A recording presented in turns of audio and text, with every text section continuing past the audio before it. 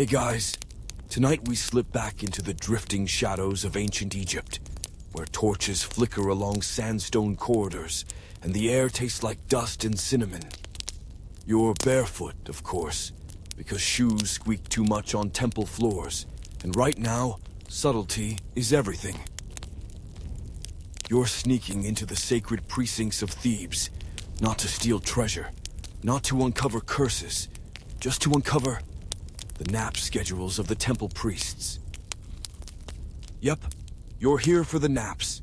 And trust me, these naps are serious business. These aren't your garden variety cat naps. These are sacred, state-managed, deity-approved siestas, timed by water clocks and maybe a rogue cat or two. And yes, you probably won't survive this if you came expecting action-packed tomb raiding. But if you've been craving slow, candlelit hallways, sandal-dragging routines, and men in linen gowns debating dream interpretation at 2 a.m., you're absolutely in the right place. So, before you get comfortable, take a moment to like the video and subscribe, but only if you genuinely enjoy what I do here. Post your location and what time it is where you are. Let's see who's out there drifting into history with us. Now dim the lights. Maybe turn on a fan for that soft background hum, and let's ease into tonight's journey together. You stand outside a colossal gate carved with hieroglyphs that glint with gold leaf in the moonlight. The gate opens not with drama, but with the sleepy creak of cedar softened by centuries. Inside, you step onto cool flagstones. Your shadow dances across painted columns where falcons soar and lotuses bloom in unnatural stillness. And the air is quiet. Not silent, though. You hear the soft drip of a clepsydra, an ancient water clock. It's counting time the only way this temple allows. Slowly, deliberately, one droplet at a time. You follow the sound, knowing that in here, everything runs on rhythms older than pharaohs. Even sleep. You pass through a curtain made of dyed papyrus strips, each strip inked with blessings. They tickle your arms. Inside the room, you spot the first of many priests. He's not chanting. He's not bowing. He's asleep. Sitting upright, hands on his knees, perfect posture, snoring like a sand-dusted accordion. You're told this is the first nap watch. The temple splits its days and nights into segments more precisely than a modern factory. Daylight is for rituals, purification, offerings, and scrolls. Nighttime? Well, that's when sleep happens, but not all at once. No, the priests are divided into cycles. While one group tends the sacred flame or guards the inner sanctum, the other group sleeps. Then, after a set number of drops from the clepsydra, they swap. And this rotation, it never stops. Not for feasts, not for floods, not even for Pharaoh's birthday. The gods never sleep, so neither can the temple, not entirely. A senior priest walks past you. His linen robe whispers against the floor. You can tell he's been up for hours. His eyelids look heavier than an obelisk. He nods, acknowledges your presence with a breath of frankincense, then kneels to check the clepsydra. He squints. The drip is slow tonight. Too humid. Extra drop, he mumbles. Add time to dream shift. Dream shift. You'll get to that. But for now, you follow the scent of myrrh down a hallway lined with cubicles, literal nap nooks. Each has a stone platform, a straw mat, and a small offering bowl in it. Lotus petals, likely meant to soothe dreams or honor whoever might be listening in. The walls are painted not with murals, but with tiny notes, scratched records of who slept where, when, and for how long. You pause in front of one inscription. Seti, second moon, 8 drops, 1 divine vision, 1 foul odor.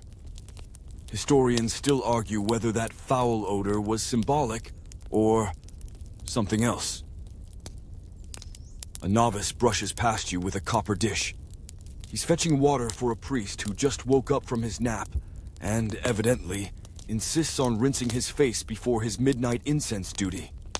You peek into his nap chamber. It's dark, but the stone glows faintly with the reflected shimmer of the Nile outside. The priest is already on his feet, stretching like a tired ibis. You admire his commitment, and his ability to nap next to a wall of live scarabs. That's bold. There's a rhythm to this place. You feel it in your bones, and it's not just the slow pulse of ritual. It's the drowsy logistics of a civilization that took even their dozing seriously. Nap assignments are rotated weekly, based on celestial alignments and personal merit. Miss your shift? You might get reassigned to latrine duty. Or worse, parchment copying. Still, some priests bend the rules. You notice one nook with a slightly thicker mat, suspiciously plump. It's layered with woven reeds, perhaps even stuffed with imported date palm fibers. The sign above it reads, "Property of Amenhotep. Do not disturb unless Pharaoh returns." No one's quite sure if Pharaoh means the current ruler or a long-dead one. Either way, Amenhotep seems to have carved out a prime snoozing real estate. And just outside his nook, a cat, sleeping, curled into a furry question mark, watching over him like a guardian sphinx. Or maybe just guarding the blanket. You lean against a pillar, inhaling the musty sweet air of a place that has never stopped breathing. The light shifts. The clepsydra drips. Somewhere, a bell rings. A low copper chime announcing the end of first nap watch. The next shift rises. Fresh robes. Fresh yawns. One priest clutches a cup of barley infusion like it's the elixir of Ra. He nods to you, mutters something about dreams being especially foggy tonight, and shuffles into the sanctuary. You too are invited to lie down. Not in Amenhotep's nook, don't be ridiculous, but in a spare cell with a less political mattress. The floor is cold, the mat scratchy, but the smell of old ink, warm oil, and sleep itself drapes over you like a heavy cotton veil. And just before your eyes close, you hear a voice murmur, "Don't forget to count the drops." You're awoken, not by a shout, not by a trumpet, not even by a stern priest wielding a scroll of infractions, but by the unmistakable slosh of water hitting bronze. The clepsydra has filled its lower bowl, which means it's time to switch. You blink in the lamplight, eyes adjusting to the return of movement. Soft sandals shuffle past your door. A sleepy chant echoes in the distance as a new crew of priests stretches their arms and necks like dancers before a very slow, incense-heavy performance. The first nap. Watch is over. Second watch now rises. And you've been invited to witness something few outsiders ever did. The priestly nap rotation ceremony. Don't get too excited. It's basically a group yawn, followed by a sacred chant that somehow involves reciting every Egyptian vegetable known to man. But it matters, because it symbolizes the passing of rest from one half of the priesthood to the other. Like a divine relay race, only horizontal. You follow the procession down a sandstone hallway, where the walls depict rows of men holding their fingers to their lips. The universal sign for quiet. People are sleeping.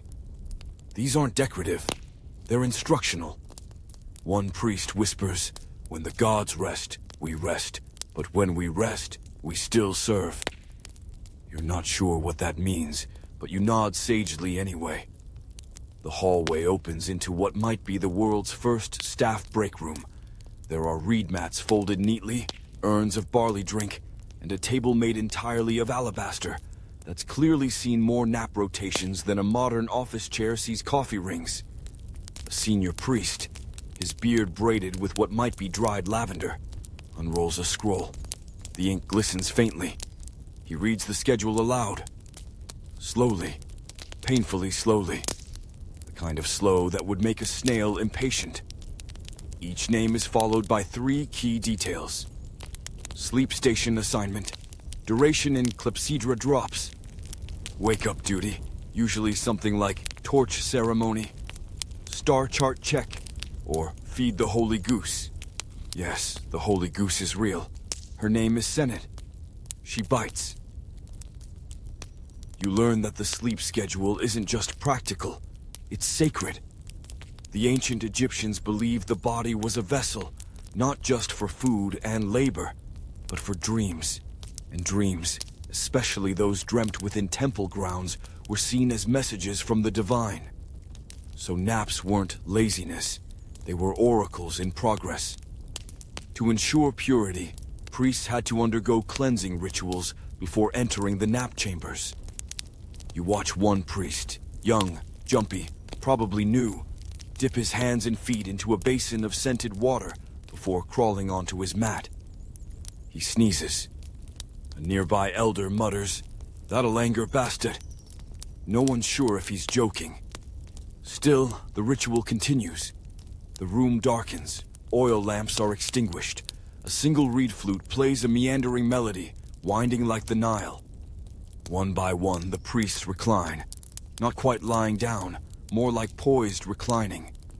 The kind of posture that says, yes, I'm sleeping, but also ready to interpret divine messages at a moment's notice. You shift to a quiet corner where an older priest, his skin like wrinkled papyrus, shares stories in whispers. He tells you that in ancient Memphis, priests used to nap while cradling carved statues of the god Ptah, believing the weight on their chest brought prophetic dreams. He chuckles. Historians still argue whether it worked or just caused chest pain. You chuckle too, quietly, but the notion sticks with you. Nearby, a small bell tinkles. One of the priests has entered dream state. Yes, apparently that's a thing here. They ring a soft bell if the priest begins to murmur in their sleep. It's not an alarm, it's a signal. A fellow priest quietly kneels beside him, ready to transcribe anything he mumbles. This is the dream documentation team. Scribes trained not just in hieroglyphs, but in the sleepy dialect of mumbled prophecy. Some phrases are indecipherable.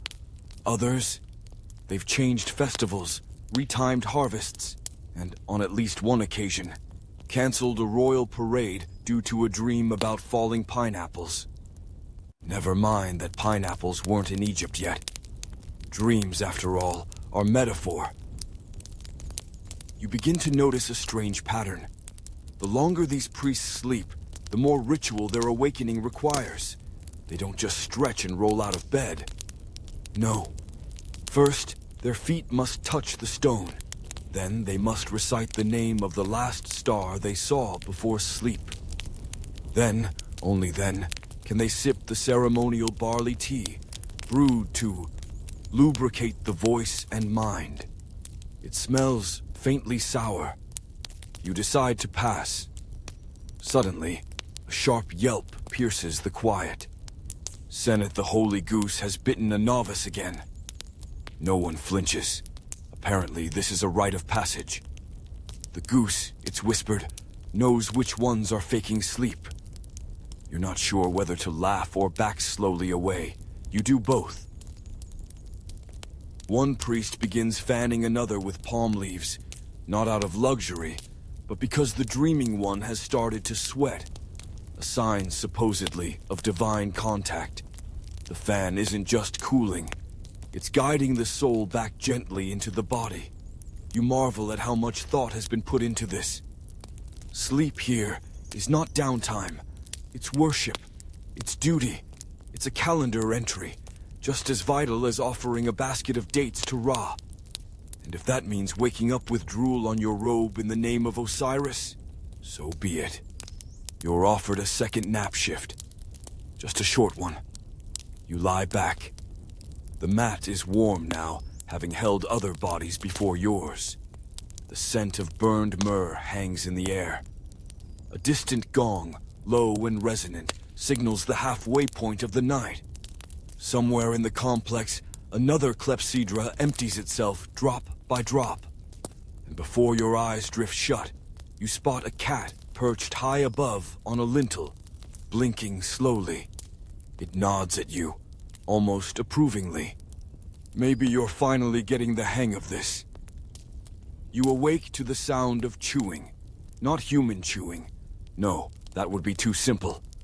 This is sacred chewing. Rhythmic, precise, and reverent. You turn your head and discover the source. A cow. Not just any cow, of course. She's got a golden sun disk between her horns and a sash of embroidered linen draped across her shoulders. You've officially met one of the temple's most venerated residents. The living symbol of Hathor, goddess of joy, motherhood, music. And yes, cows. She's eating papyrus scraps. Because apparently no one told her they're not a snack. You're in the sacred animal courtyard now. A sun-dappled, low-walled garden where divine creatures are pampered like royalty. This is where the priests come for their second breakfast. Though what you notice first is the very human drama unfolding in the background. A pair of priests, one older, one youthful and smug, are having what can only be described as a passive-aggressive whisper fight. The topic? Nap scheduling privileges. Apparently, the younger priest has conveniently overslept his temple cleaning shift 4 nights in a row, and yet always seems miraculously awake in time for the cushy dawn tea ceremony. The elder is not impressed. You sip your barley infusion awkwardly nearby, pretending not to listen. But you're definitely listening. Turns out, sacred nap assignments are a delicate political ecosystem. There are prime slots, like early night, when the air is still cool and sleep comes easily. Then there are penance naps, scheduled during the blistering midday sun, in rooms where the incense lingers like an angry ghost. Guess which ones the novices get? Historians still argue whether this system was strictly hierarchical or secretly bribe-based. But given the very unsubtle box of figs sitting near the scheduling scroll, you can draw your own conclusions. Meanwhile, a bell chimes somewhere in the east wing. You glance around.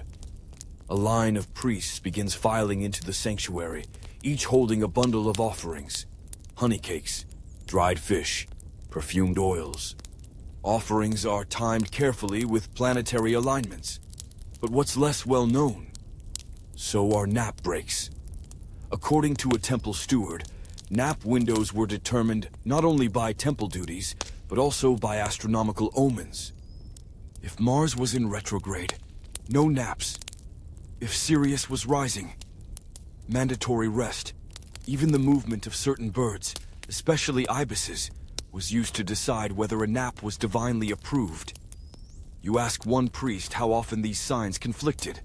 He shrugs and says, "Often enough to blame the stars for being late." You follow the smell of cedar resin to a small shaded alcove where 3 senior priests are lounging. One reclined entirely, the other 2 in deep debate. Between them lies a parchment filled with sketches of eyes, suns, and squiggly lines. You've stumbled into the nap philosophy circle. These are the thinkers, the dream interpreters, the rest strategists, the champions of the 3 short naps a day school. Across from them sits a lone rebel, an advocate for the single long nap just before dawn. His nickname? The Ox, presumably for his ability to sleep through anything, including the sunrise and occasional earthquakes. Their debate is spirited, but hushed. You hear phrases like hypnagogic visitation, soul drift mechanics, and divine yawn resonance. Honestly, none of it makes sense, but you nod anyway, sipping your tea like a scholar. One priest leans over and whispers that this circle once tried to map out the perfect nap sequence to hear the voice of Amun-Ra in a dream. It mostly ended with nosebleeds. Still, they try. Every night, because the gods, they believe, speak most clearly when the body is still and the mind is adrift. You move on, wandering past another courtyard where an apprentice is performing the most critical duty of the morning, cooling the holy mattress. He's waving a fan, crafted from ostrich feathers and blessed by 4 different minor deities, over a stone slab covered with layered linen. According to the notes scratched into the adjacent wall, this mattress was once slept on by a priest who dreamt of a snake dancing with a hippo in a boat. That dream triggered a 3-week festival. No one remembers why. Next to the mattress lies a pouch of dried herbs, blue lotus, mandrake root, and something called Sedge of Osiris. These aren't for rituals, they're sleep aids. Yes, ancient priests had their own version of melatonin. You sniff the mixture. It smells like mildew and ambition. Behind you, you hear a rustle. It's the cow again. She's finished the papyrus and now gently headbutts a priest holding a scroll. He stumbles and mutters something less than reverent. The cow licks his elbow. Everyone pretends this is normal. But here's the thing. It is normal. These animals, cows, cats, ibises, even the occasional baboon, aren't just temple mascots. They're part of the ecosystem, and not just in a symbolic way. Their behavior is tracked. If a cat curls up beside a certain priest, that priest gets a nap extension. If a cow refuses to enter the nap courtyard, all naps are canceled until sunset. And yes, there are records of this. You read one scratched into the plaster near the garden. Year 17, flood season, day 5. Cow refused the gate. All shifts suspended. One novice wept. You sit beneath a fig tree, its shade casting slow-moving patterns across your arms. The temple is alive with low, synchronized breathing. The senior priests begin their morning purification, bare feet stepping into shallow pools, linen robes gathered and rewrapped. You spot the smug young priest again. He's yawning, a bit too loudly, probably hoping to get reassigned to a nap shift. A nearby elder snorts and says, he dreams too much for someone with no discipline. You chuckle. The temple's politics are starting to feel familiar, just with more cats. Your time in the courtyard ends with the toll of the bronze bell near the date tree. It's not an alarm, more like a nudge. Time to return to the main hall. Duties await. Dreams must be interpreted. And second breakfast, it seems, is finished. As you rise, you brush fig leaves from your robe and glance back at the cow. She's napping now, under the archway, sun warming her flanks. For once, no one dares interrupt her. Because if Hathor's cow wants to nap, everyone gets a break. You re-enter the temple with the quiet reverence of someone who's just seen a cow dictate a day's schedule. The air inside is cooler now. Shadows stretch longer along the painted walls. You pass murals of falcons with outstretched wings and jackals prowling beneath golden stars. The incense is heavier here, more concentrated, less forgiving. It clings to your throat like memory. And ahead, past the final row of lotus-shaped columns, lies something you've been hearing whispers about all morning. The dreaming chamber.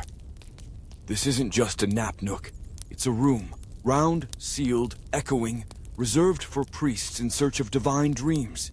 Some call it the God Ear, believing that whatever you think inside, the gods hear twice.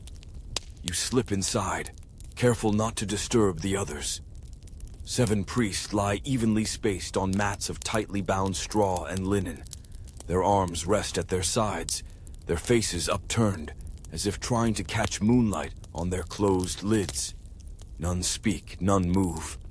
But one is softly humming, almost imperceptibly. Just a single note, drawn out like a thread across the room. You're told it's a tone meant to anchor the dreamers, to prevent their spirits from floating too far. A novice offers you a seat along the wall. Observe, not participate, he whispers, as if the very sound of your eyelids blinking could throw off the dream balance. You nod solemnly, resisting the sudden urge to sneeze. At the chamber's center sits a basin. It's not filled with water, but with oil, thick, dark, reflective. The surface shimmers with the flicker of torchlight. According to legend, those who gaze into the oil while dreaming see visions of the gods, or possibly just their own noses, depending on the lighting. No one touches it. Instead, the dreaming continues. You hear the faint rustle of linen. One priest twitches, another whispers unintelligibly. A scribe, seated beside the wall with a scroll and reed pen, leans forward eagerly. Another voice, he murmurs. Apparently, certain temples kept full-time dream interpreters on duty. These weren't just priests. They were a strange hybrid of psychologist, astrologer, and, well, nosy gossip. They cataloged the phrases spoken aloud in sleep, cross-referenced them with omens, moon phases, and the known behaviors of temple animals. You glance at the scroll. It's divided into 3 columns. Speaker's name. Words spoken interpretation. Today's entry reads, Ra's wings are sticky. Potential fire hazard in incense storage. Check immediately. Historians still argue whether this was metaphorical or just poor ventilation. One of the priests lets out a sigh. The interpreter nods again. They're deep now. You feel the air thicken, like the room is holding its breath. And then, someone laughs. A bubbling chuckle from a dreaming priest. Not loud, not mocking, just delighted. No one scolds him. In fact, 2 others smile in their sleep. According to the lore of Thebes, laughter during sacred sleep is considered a blessing. It means the gods are tickling your spirit. Seriously, there's a glyph for it.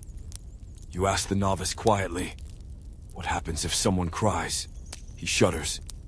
We do not speak of that. We just bring more myrrh. Eventually, the dreamers begin to stir. Not all at once, and not completely. Some sit halfway up, eyes unfocused. One begins softly chanting the opening lines of a funerary spell, completely unconscious, yet musically accurate. The room does not wake quickly. It unfurls. And once the last priest has blinked open his eyes, the scribe claps softly. Once the dreaming session is over. You help collect the mats, rolling them carefully to preserve their creases. They'll be placed under moonlight tonight to refresh their aura. Don't ask. A small box of herbs is passed around, crushed mint and dried acacia. The priests inhale deeply. One sneezes violently. Everyone bows in understanding. As the dreamers shuffle out in silence, you're invited to visit the cooling corridor. This, you soon discover, is a sand-swept passageway open at both ends, designed to catch the soft morning breeze. It's lined with small shelves that hold pebbles, feathers, and what appear to be nap logs etched into bits of limestone. You pick up one at random.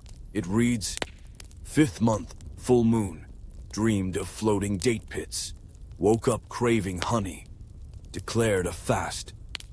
You're starting to wonder how many ancient fasts were just bad dreams and missed snacks. Another priest joins you, carrying a copper dish of water and a bundle of lotus stems. He begins to wash the stone floor, not because it's dirty, but because it remembers footsteps. According to him, any room where dreams happen must be ritually erased after. You nod again. That seems completely normal now. You return to the main sanctuary just in time to see the divine nap schedule board being updated. Yes, it's a real thing. It's carved into a movable slab of alabaster, with sliding tiles that indicate priest name nap tier, divine, communal, punitive, duration assigned, mat. One tile is angrily scratched out and replaced with punitive nap near the goose pen. Oof, As you watch this bureaucratic ballet unfold, you overhear two elders discussing dream hierarchy. Apparently, not all dreams are equal. Some are echo dreams, reflections of temple gossip. Symbol dreams, full of animals, stars, and very inconvenient metaphors. Intervention dreams, rare, vivid, and almost always followed by unexpected nosebleeds. The one most desired? Still dreams, where the priest sees nothing, feels nothing, and awakens fully calm. These are considered a sign of inner balance, or a very boring brain. You sit at the edge of a carved bench, watching the shadows shift across the polished floor. Everything here is built on rhythm, not just prayers and rituals, but breath, sleep, silence, waking. You hear one priest mutter a prayer you've never heard before. May my eyes close like the sky at dusk.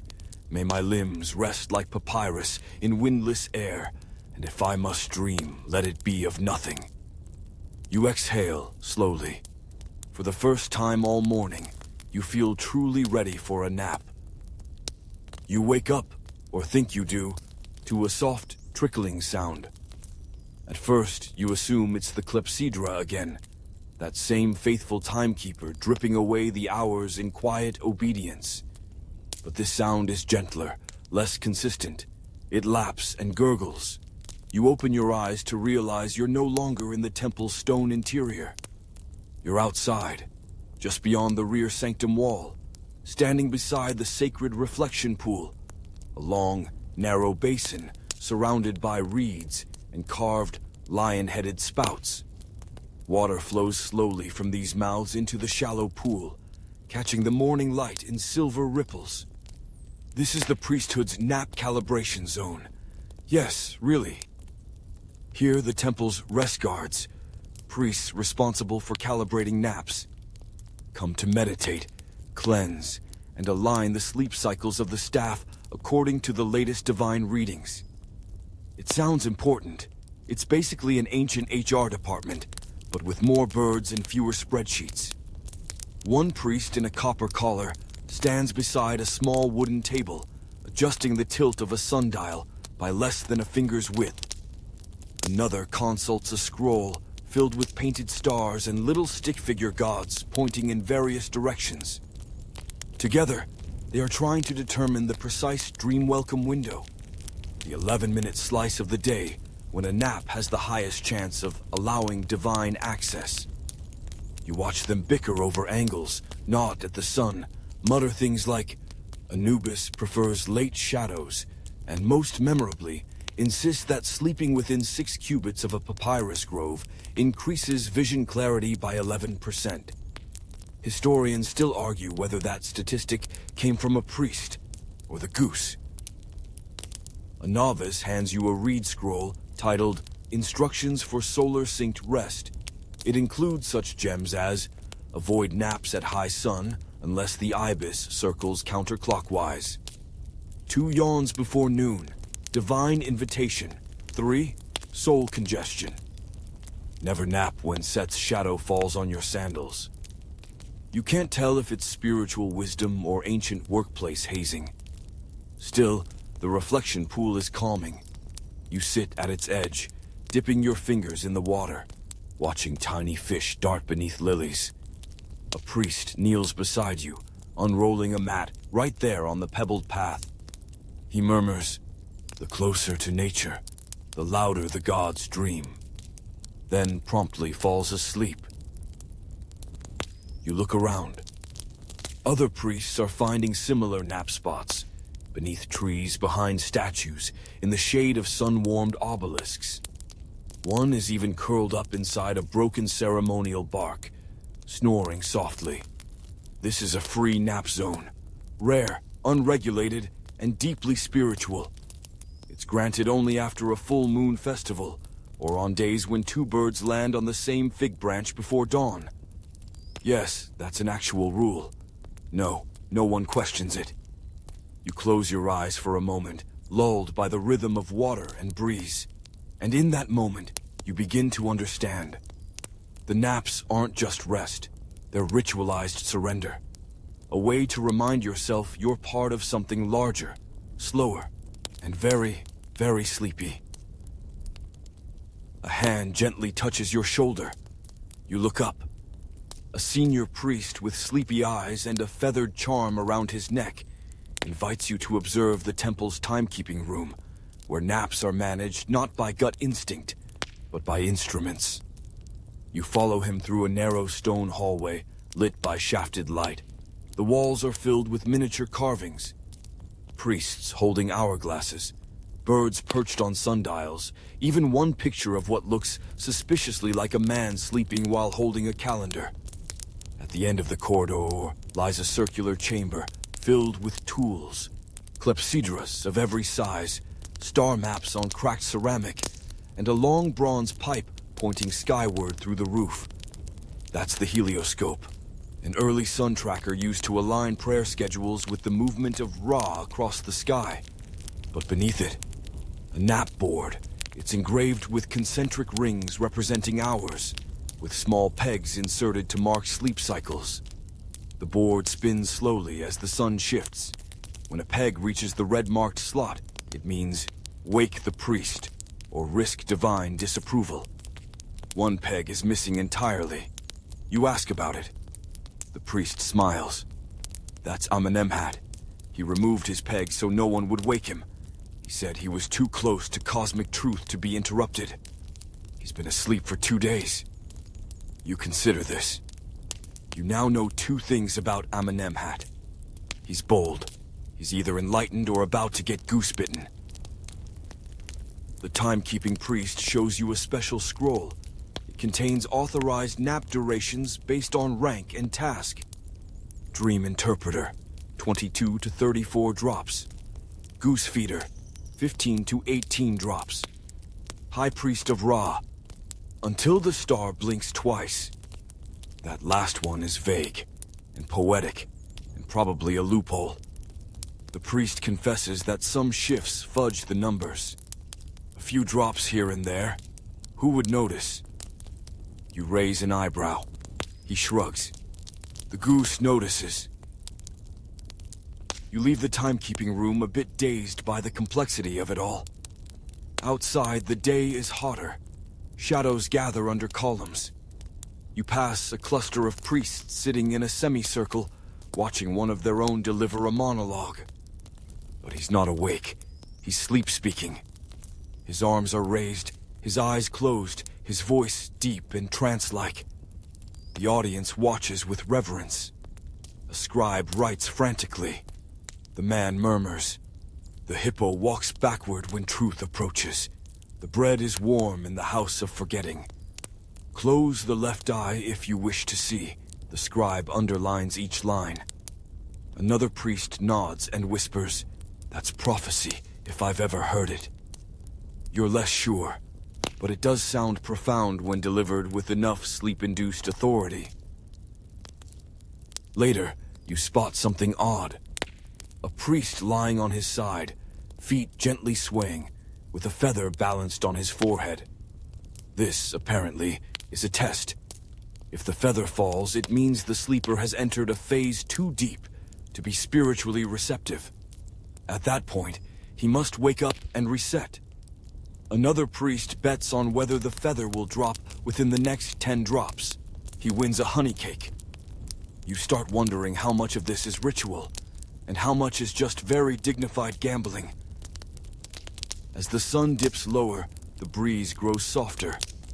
You walk back toward the nap chambers, where new mats are being laid out. One has been dusted with ground lavender. Another sits beside a jug of date wine, reserved for a dream rite at moonrise. And as you pass one last sandstone arch, you catch a glimpse of Amenemhat. Still sleeping, smiling faintly. Not a goose in sight. You return to the temple's inner sanctum as twilight begins to smudge the sky with soft violet and gold. The corridors feel quieter now, like the building itself is exhaling. You trail your fingers along the walls, cool, smooth, and carved with depictions of gods who watch but never blink. Tonight, You're assisting with a task that's part ritual, part olfactory ordeal, the incense and offering preparation shift. Or, as some of the priests call it, the Great Yawn Suppression Hour. Because let's be honest, nothing tests your ability to stay awake like grinding spices under dim light with no airflow while someone chants in C minor. You're ushered into a vaulted chamber lined with stone benches and reed baskets. Each basket holds something sacred. Frankincense, myrrh, ground cedar bark, powdered lotus root. The air is thick with scent, rich, heady, and somehow sleepy all on its own. Your guide, a priest with a voice like soft gravel and eyes that haven't seen a full night's sleep in years, hands you a pestle. You'll help grind the offerings, he says, but no yawning. It offends the resins. You nod, respectfully, then yawn immediately.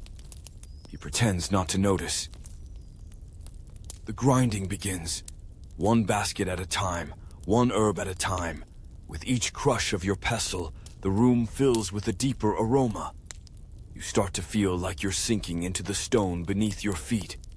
A nearby priest begins humming softly, not a chant this time, but something closer to a lullaby. The others join in. You're not entirely sure if it's a sacred melody, or just something they made up during last week's Night of the Stolen Goose. A real event, apparently, and no, you don't get to ask questions about it yet. Still, the sound is hypnotic. You look around and notice something odd. Nearly everyone is either swaying slightly or asleep. One priest is standing upright, holding a tray of powdered amber, snoring so gently you'd think he was trying not to disturb the gods. His head bobs forward, then snaps back just before he spills the tray. He mutters, "I am awake. I am very awake." No one corrects him. Another novice is sitting against the wall, eyes open, but clearly gone, his mind drifting somewhere between Osiris's garden and his childhood lunchbox. You nudge him. He murmurs, "The spices are judging me." You let him be. This is the downside of the sacred sleep schedule. When it works, it works. When it doesn't, you get an entire incense squadron half asleep with their faces in a pile of crushed sandalwood. A priest beside you leans over and whispers conspiratorially. They say one priest once fell asleep while lighting the offering brazier. His robe caught fire. The gods forgave him, but he never grew eyebrows again. He says this with the solemnity of someone relaying divine truth. You glance at the man across the room with very thin eyebrows. Despite the yawns and drifting attention, the work continues. You carry your bowl of ground lotus to the center altar, where it will be mixed with oils and blessed. And then, you hear the sound, low, long, like the world itself clearing its throat. It's the summoning gong. Once every few nights, it rings across the temple complex, summoning a chosen few for what's known as the Crocodile Vigil. Yes, really. You're told it's your turn to observe. You almost decline. But then someone whispers, "You'll regret it if you don't." Also, the crocodile prefers the sleepy ones. That sounds mildly threatening, but also deeply on brand. You're escorted beneath torchlight through a winding hallway that smells faintly of wet stone and roasted chickpeas. Eventually, you reach a small chamber where 3 priests are already seated in silence. In the center of the room lies a large, shallow pool, and in it, something that looks very much like a crocodile. His name, apparently, is Sobekotep, a semi-sacred creature brought in from the Nile during last year's flood.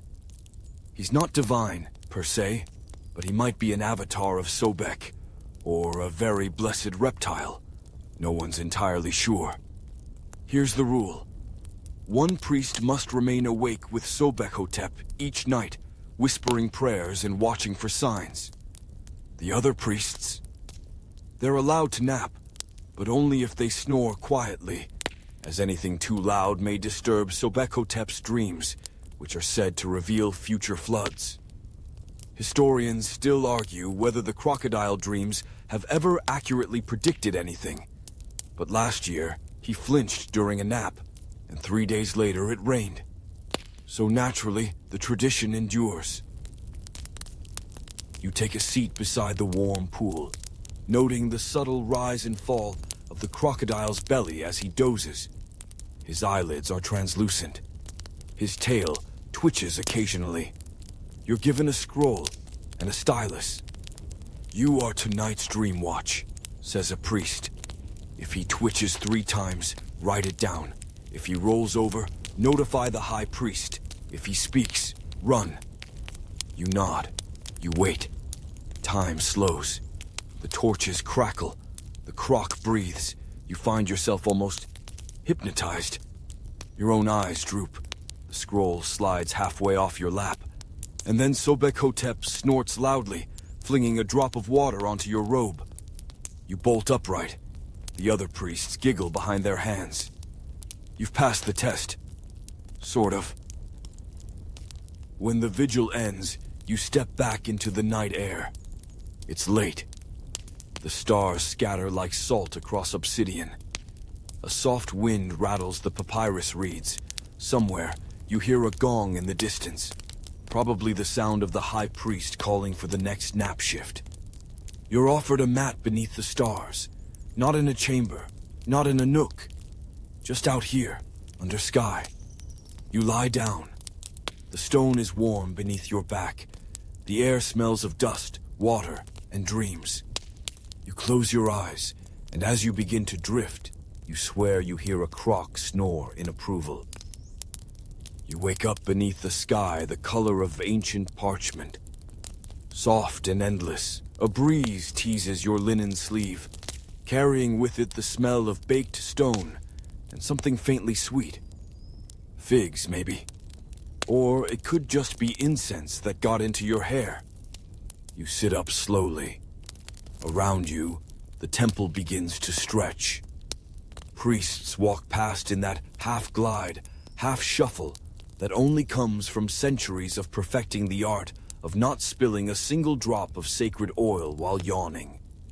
It's the start of the 3rd sleep cycle, known among the inner circle as the stillness watch. This shift is reserved for the quietest duties: record-keeping, scroll-copying, light chanting, and restful observation, which is temple speak for trying to stay awake while sitting beside a brazier and not leaning into it. You're escorted into the scriptorium, the quietest room in the temple, and possibly in the entire country. It's a long, narrow hall lined with scroll cubbies, ink pots, and shelves stacked with sand-filled timers. In the center of the room, a dozen scribes, all of them half asleep, all of them trying to write legibly before their styluses betray them. The head scribe greets you with a nod. He doesn't speak, just motions you to a low bench beside a priest who is, with great concentration, tracing the eye of Horus onto a piece of papyrus. You lean closer and realize the priest is asleep. His eyes are open, his hand is moving, but his head is tilted at an angle that suggests he's dreaming of something far less sacred than ink. And yet, his lines are perfect, smooth, balanced. You whisper to the head scribe, "Is he dreaming this?" The scribe replies, "Yes, he is one of our dream writers." Of course he is. Apparently, dream writing is a discipline passed down from teacher to student over generations. Certain priests train themselves to slip into a trance, a state somewhere between sleep and wakefulness, where they channel thoughts from the divine, writing without fully knowing what they're recording. You peek at another scroll. It reads, 4 ibis flew north, but one forgot its name. The sun blinked, the river laughed, the bread split in silence. You're told this was interpreted as an omen of good harvest. Historians still argue whether dream writing was legitimate spiritual communication, or just the result of a high-ink, low-sleep diet. Regardless, it's treated with absolute seriousness here, and with naps, so many naps. Another priest hands you a writing tablet, blank, save for a faded image of Thoth, the god of wisdom, in the upper corner. You're encouraged to try. You close your eyes, breathe deeply, and let your hand move. You expect gibberish. Instead, you write, "I dreamed of figs and fire, but neither were hot." The head scribe beams. "Promising," he says, then immediately shelves it beside a scroll titled Messages from the Napping Flame. You have no idea what's happening anymore, but you're strangely okay with it. The hours in the scriptorium pass slowly. Sometimes you hear only the gentle scrape of reed pens. Other times, someone lets out a sigh or a soft snore. No one is scolded for drifting off. This is part of the process. When a priest naps mid-scroll, it's said that Thoth may visit them to finish the sentence properly. One priest wakes with ink on his nose. Another's sleeve has smudged an entire page of carefully painted hieroglyphs. Instead of being upset, he simply writes underneath, "Wind interference, probably divine." You begin to understand that within these walls, sleep is never an excuse. It's a source. A gong sounds, soft like a breath being exhaled through a copper pipe. That signals the end of Stillness Watch. But before you leave, you're invited to view one of the temple's greatest treasures, the Dream Scroll Archive. It's kept behind a curtain of braided reeds, guarded not by warriors, but by an extremely fluffy cat named Akbet. She meows once, gives you a slow blink, and permits you entry. The archive is dimly lit. Scrolls line the walls from floor to ceiling, each tagged with a reed marker, noting the date, phase of the moon, and, oddly, weather conditions. The scrolls contain every dream ever recorded in the temple since its founding. You pull one randomly and read, "Storm came from inside a jug. I shouted and frogs jumped out. The moon wore my sandals." Another says, "Lay with the jackal and woke with gold teeth. This is a sign, or a cavity." There's no punchline, no explanation, just records. Faithful, sleepy records of priests trying to interpret the universe between naps. The head scribe returns with a small offering, a cup of spiced date milk, warm and soothing. "Drink this," he says, "to seal what you've dreamed." You sip. It's oddly comforting, sweet, but with a hint of something herbal and ancient, like you're tasting a memory that doesn't belong to you. You thank him and prepare to leave the archive. But just as you reach the curtain, the cat, Akbet, leaps into your lap, purring. She curls there for a moment, then hops away. That's rare, the scribe notes. She only naps on those whose dreams are well aligned. You don't know what that means, but again, you're okay with it. You step out into the hallway. The temple is quiet again. The next shift is beginning, but softly. No rush. Just the slow continuation of something ancient and unbothered by urgency. You realize something. You don't feel tired. You feel tuned. Like your body has found a rhythm you didn't know it had. A rhythm carved in sandstone and written in yawns. You're guided now toward a part of the temple most visitors never glimpse.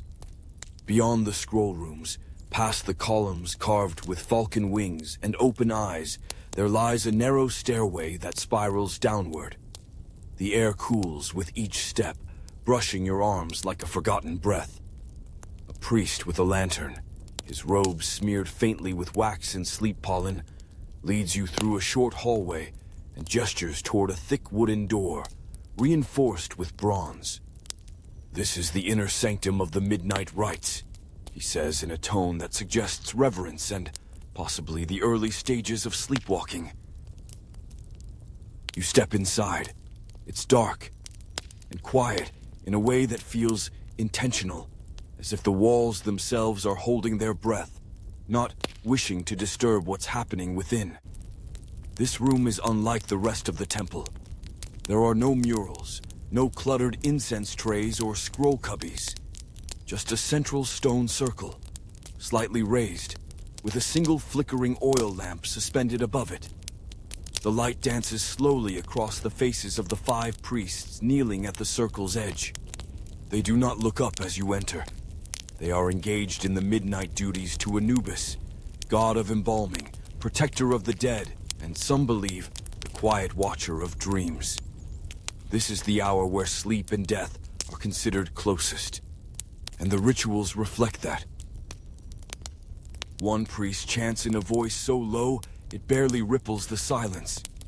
Another slowly unwraps a small, linen-wrapped bundle, not a mummy, but a ceremonial replica of one, made for practice and prayer. These nightly rites are meant not only to honor the dead, but to keep the priests attuned to the stillness required for their deeper meditations and dreams. You're told that during these rites, no one is allowed to sleep, yet paradoxically, everyone is required to enter a sleep-like state, eyes open, body still, mind floating. It's the most disciplined form of sacred rest, a kind of functional trance.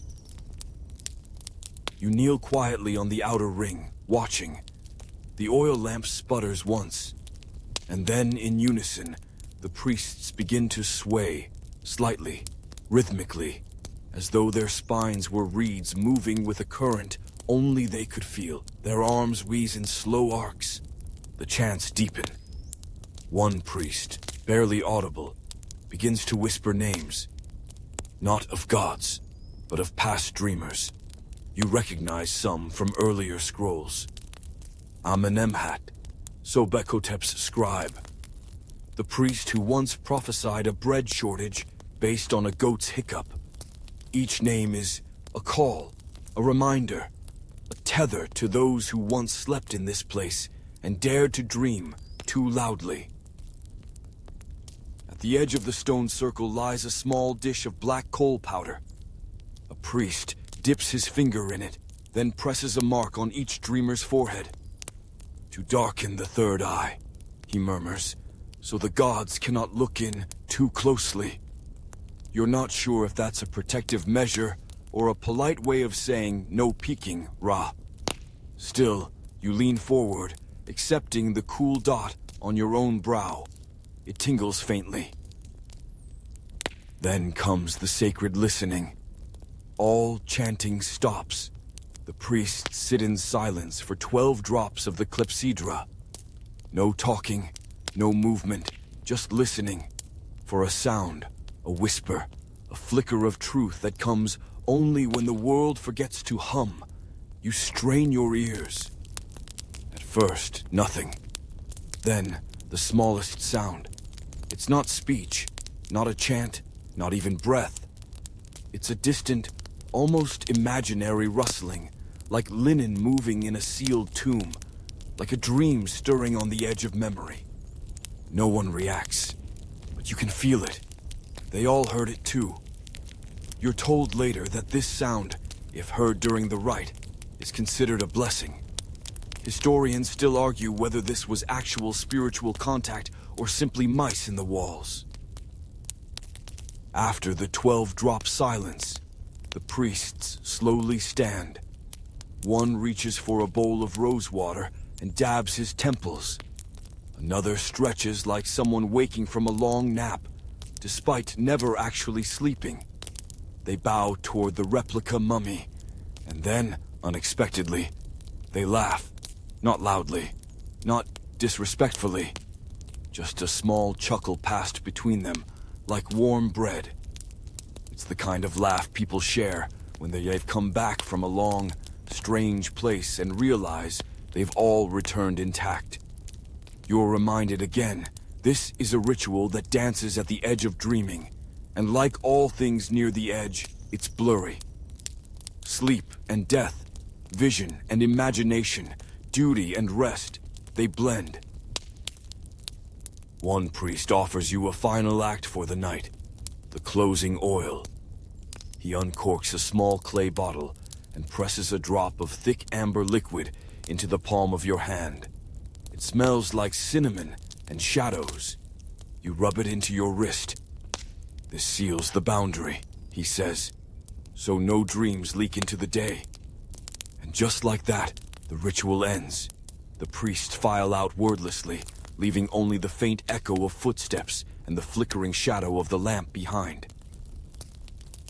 You climb the stairs slowly, body heavier, mind lighter. At the top, you're greeted by a priest holding a warm cloth.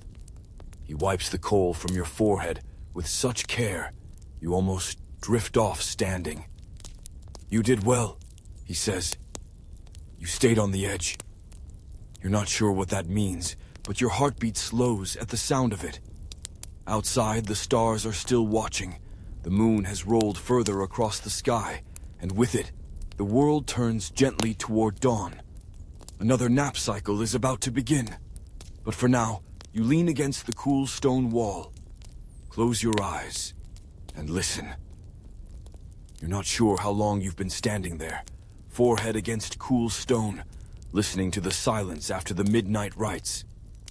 But eventually, the rhythm of the temple gently picks up again, like the quiet opening notes of a lullaby that never quite ends. A soft hand on your shoulder stirs you back into motion. Come, says the priest. Tonight, you'll witness something different. You follow him down a corridor that narrows, tightens, and dips deeper underground. The air cools again, tinged with mineral damp and candle wax. The walls lose their paint. No falcons, no gods, just smooth stone that seems to echo its own emptiness. You've arrived at the chamber of still rest. It is exactly what it sounds like. A sealed nap chamber where junior priests, novitiates, and those seeking spiritual focus lie down beside the dead. Yes, this is the infamous nap of stillness, a rite where the living meditate alongside mummified ancestors, the idea being that perfect serenity can only be learned in the presence of those who will never again stir. You're not here for shock or morbidity. No one is. This is not a place of drama. It is a place of deep, uninterrupted peace, a kind of sacred non-movement. Inside the chamber are 6 priests, lying on mats, aligned with shadowy alcoves where ancient mummies rest in long, narrow niches. There are no torches here, just soft glimmers of light from oil bowls placed strategically between each pair of sleepers. The scent is strange, not unpleasant, just old, like dust that has learned patience. You're offered a mat and a bowl of lavender ash to rub between your palms. To calm the nerves, they say. You comply. It feels like powdery wind and smells faintly of gardens long gone. You lie down and you listen. There's no sound here, not even snoring. No tossing, no sighs. Just stillness, so deep it feels physical. Like the weight of a heavy blanket woven from centuries of breath held in reverence. It is, honestly, a little unnerving. And yet, you begin to feel it too. The stillness. One of the priests had whispered earlier that during his first nap of stillness, he dreamt that he was a statue. He said he remembered the sensation of being watched for centuries, motionless, beneath the gaze of gods who never blinked. And when he woke, he said, his mind had stopped twitching. Historians still argue whether these rituals were designed to produce altered states of consciousness, prepare novices for funerary roles, or simply test who could stay still the longest without getting bitten by something that thrives in sandstone. Either way, they persist. You lie motionless, and in the alcove beside you, a mummy lies in perfect silence. You do not fear it. You do not feel watched. You feel accompanied. Time stretches in this room. Eventually, someone rises. Not abruptly, not loudly. just a smooth, practiced movement of a priest who has been resting beside the dead for years. He collects a handful of papyrus slips from a jar near the exit and begins placing them beside the other sleeping priests. One slip per mat. You receive one too. When you sit up to read it, the message simply says, "Sleep is the brother of stillness. You've met him now." No name, no title, just that. And yet it lands in your chest with the weight of something important. You step quietly out of the chamber, blinking in the brighter torchlight of the corridor. Your skin tingles from the temperature change, your limbs slow to respond, like they're reluctant to leave that unshakable quiet. Back in the outer hall, a young novice hands you a mug of warm water with a single hibiscus petal floating inside. He says nothing. You sip. Nearby, you notice a group of acolytes huddled near a painted niche, whispering animatedly. You approach and overhear the tail end of their conversation, and then I heard the dead one breathe. Just once, but it happened. The others nod solemnly, not as though they're frightened, but impressed. One mutters, "That's when you know you're truly still, when even the dead need to remind you they're listening." This belief isn't rare. Many priests claim that sleeping beside the dead invites not horror, but harmony, a balancing of internal restlessness, a recalibration of the soul. Their silence, one elder once wrote, is contagious and healing. You suspect he was also a bit dramatic, but tonight, after what you've experienced, it's hard to disagree. You're led now through a side passage lit by small lanterns placed atop urns. This is the path of waking, a narrow walkway only used after the nap of stillness. No one speaks here, and you walk slowly, each step in time with your own heartbeat. This isn't for show. It's believed that waking too fast from the stillness can cause spiritual vertigo.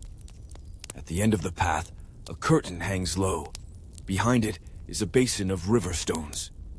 You're instructed to choose one and hold it as you re-enter the world of movement and sound. You pick a smooth, oblong stone. It's warm from the touch of many hands. It fits your palm perfectly. And when you close your fingers around it, the feeling is something between a tether and a release. You step outside. The sky is shifting again. Stars fading, horizon graying, the temple returning to life. Soft voices begin to rise. Water jugs are filled, mats are rolled. And yet, despite the day beginning again, you feel untouched by urgency. You've touched something older, deeper, still. You follow the gentle murmurs of the waking temple until they guide you to a sun-dappled courtyard you haven't seen before. One hidden behind a row of columns, overgrown with papyrus and flowering reeds. The air is warmer here, filled with the scent of lemon balm and faint wood smoke. Birds flit overhead, and somewhere nearby, a cat yawns so widely you're tempted to applaud. A priest appears beside you, middle-aged, draped in faded linen, his sash stained with what looks like flower dye. He waves you over with the lazy elegance of someone who's either extremely wise or just perpetually sleepy. "Welcome," he says, "to the Hall of Debates." You blink. You were expecting scrolls, maybe a sundial. Not this. The Hall of Debates isn't a hall at all. It's a circular open-air terrace surrounded by stone benches. At its center, two priests are arguing, in hushed tones of course, while holding tiny clay amulets in the shape of pillows. Yes, pillows. You watch, stunned, as one priest gestures to a carved nap chart and hisses, "He slept during the third shadow and claimed it was divine instruction. There was no record." The other replies, "The goose walked in circles that morning. That's a clear sign." Apparently you've stumbled into one of the temple's more beloved traditions, the Nap Dispute Council. Once a week, or more if needed, Priests gather here to resolve what they politely call timing discrepancies, but are often just cases of someone sneaking in an extra snooze during the barley offering. Rather than punishment, these disputes are settled through reasoned debate, a vote by 3 impartial elders, and sometimes, if both sides agree, a nap duel. You whisper to your guide, "What's a nap duel?" He grins. 2 priests, 1 shaded mat. First to snore loses. You're really starting to enjoy this place. The elders take their seats now, each carrying a fan not for heat, but for signaling their verdicts. The fan opens to show a tiny drawing of an eye. Open means awake. Closed means sleep. 3 open fans, you lose your next nap slot. 3 closed fans, you're forgiven. Or, at least, tolerated. The current dispute ends with 1 priest being reassigned to pre-dawn sandal polishing, which you're told is less about cleanliness and more about learning humility through soft fabrics. He doesn't argue. He yawns, bows, and walks off to find a polishing rag. As the court clears, your guide invites you to sit in a shaded corner of the terrace. A scribe approaches and offers you a woven scroll, today's official record of nap disputes. It's written in compact, looping hieratic script. The margins are filled with sleepy annotations like, "Accused denied napping, but was observed mouth-breathing. Witness testimony compromised due to own snoring. Crocodile present, case dismissed." You turn the scroll over and find a section titled Notable Nap Incidents.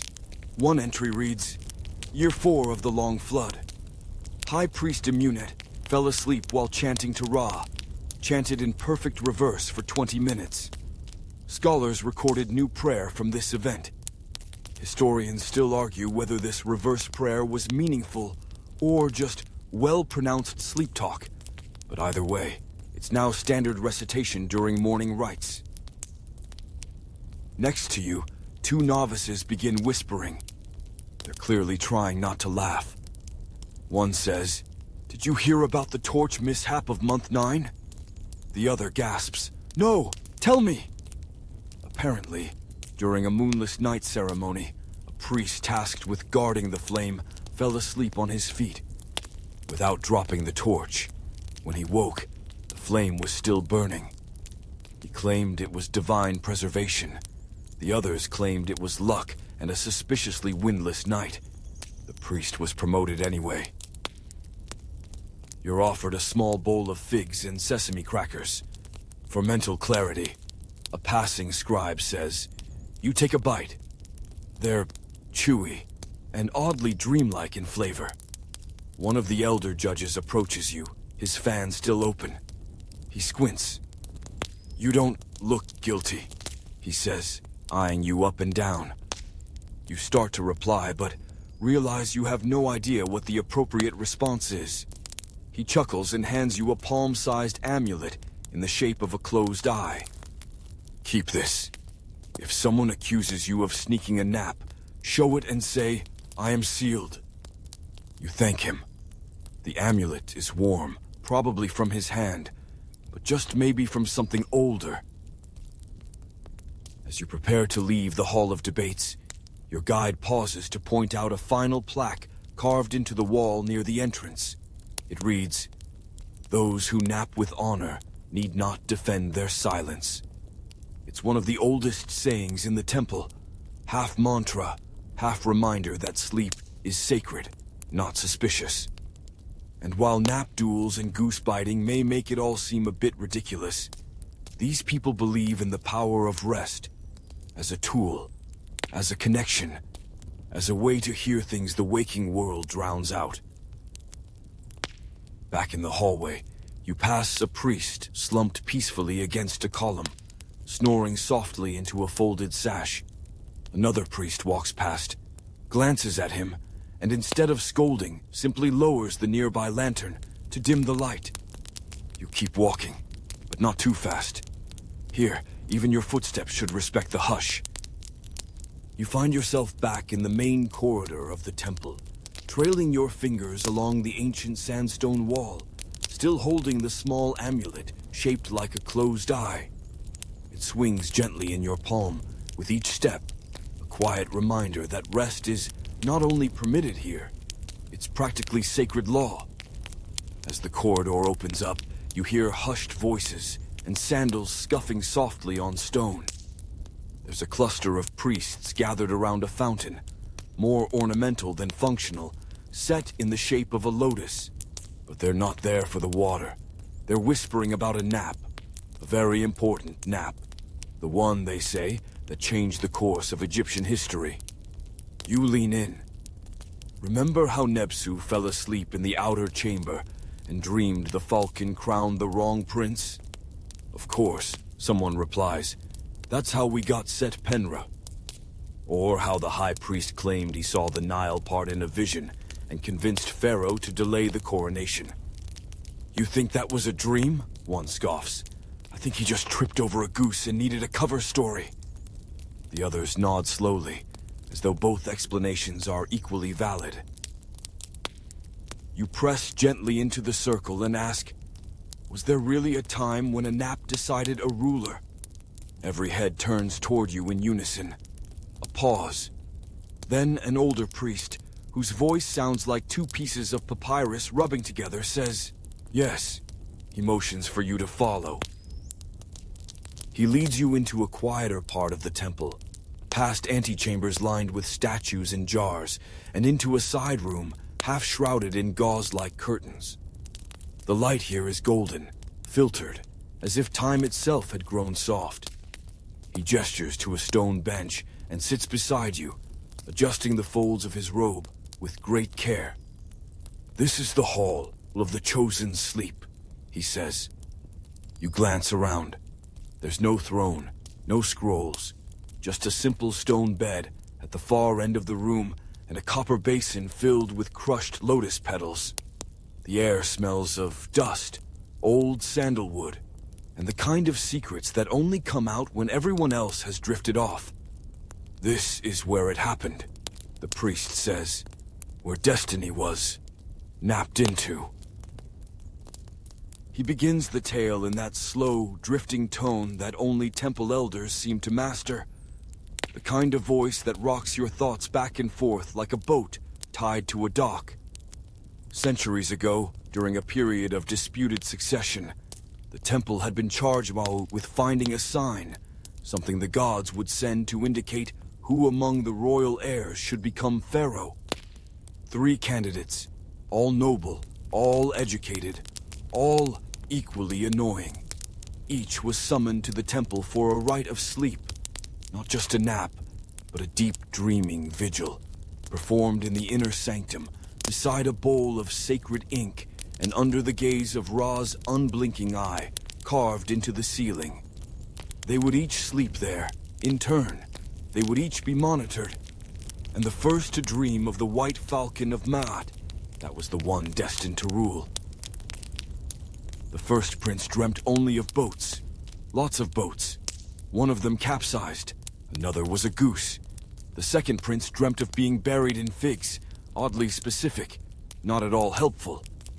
The third, he entered the chamber, lay down without ceremony, and slept for precisely 36 clepsydra drops. Upon waking, he muttered, "The falcon wore a crown of river reeds," and whispered, "Not yet." Then he asked for porridge and went back to sleep.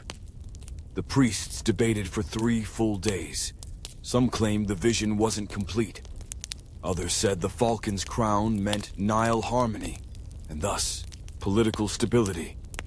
In the end, they chose him, Setpenre, later known as the Restful Pharaoh. He ruled for 26 years. His policies were unhurried. His speeches were famously slow. His funerary mask shows him with eyes gently closed, still the only one of its kind. Some say he ruled wisely because he understood patience, the priest murmurs. Others say he simply made decisions only after a full belly and 2 naps. You ask, was it all because of that dream? He shrugs. Maybe the temple just needed a reason to stop arguing. He rises with a soft creak, then adds, "Sometimes, the gods whisper clearest when no one is awake enough to talk back." You linger a little longer in the hall of the chosen sleep. The bench is smooth under your fingers, worn by centuries of hesitant hands and restless visitors. You wonder how many feet have padded across this floor, carrying the weight of questions into a room, hoping to find answers curled inside a dream. You close your eyes for a moment, just a moment, and for half a heartbeat, you swear you hear the flutter of wings. Not real ones, too quiet, just the echo of a falcon in your imagination, circling gently overhead. You open your eyes. The room is still. When you step outside, the temple has changed in some small, unspoken way. Priests pass you with slower steps. The sun has lowered a little. Someone is humming a soft tune in the distance. A cat stretches luxuriously on a scroll basket and blinks at you like she knows. And maybe she does. You're starting to suspect everyone in this temple knows more than they let on. Especially when they're asleep. You step back into the open courtyard just as the light shifts. No longer morning, not quite evening. The sandstone glows honey gold, and everything seems softer around the edges, as if the temple itself is stretching its limbs before another sacred yawn. You sit for a moment on the cool steps, relishing the hush. But it doesn't last. A distant chime rings, sharp, decisive, the kind of sound that wakes people on purpose. You turn. From a narrow doorway, a small group of priests emerges, walking in tight formation. One carries a scroll, another a feathered fan, and a third, the tallest of them all, carries nothing except a very solemn look. You rise, confused. "Is this another rite?" you ask.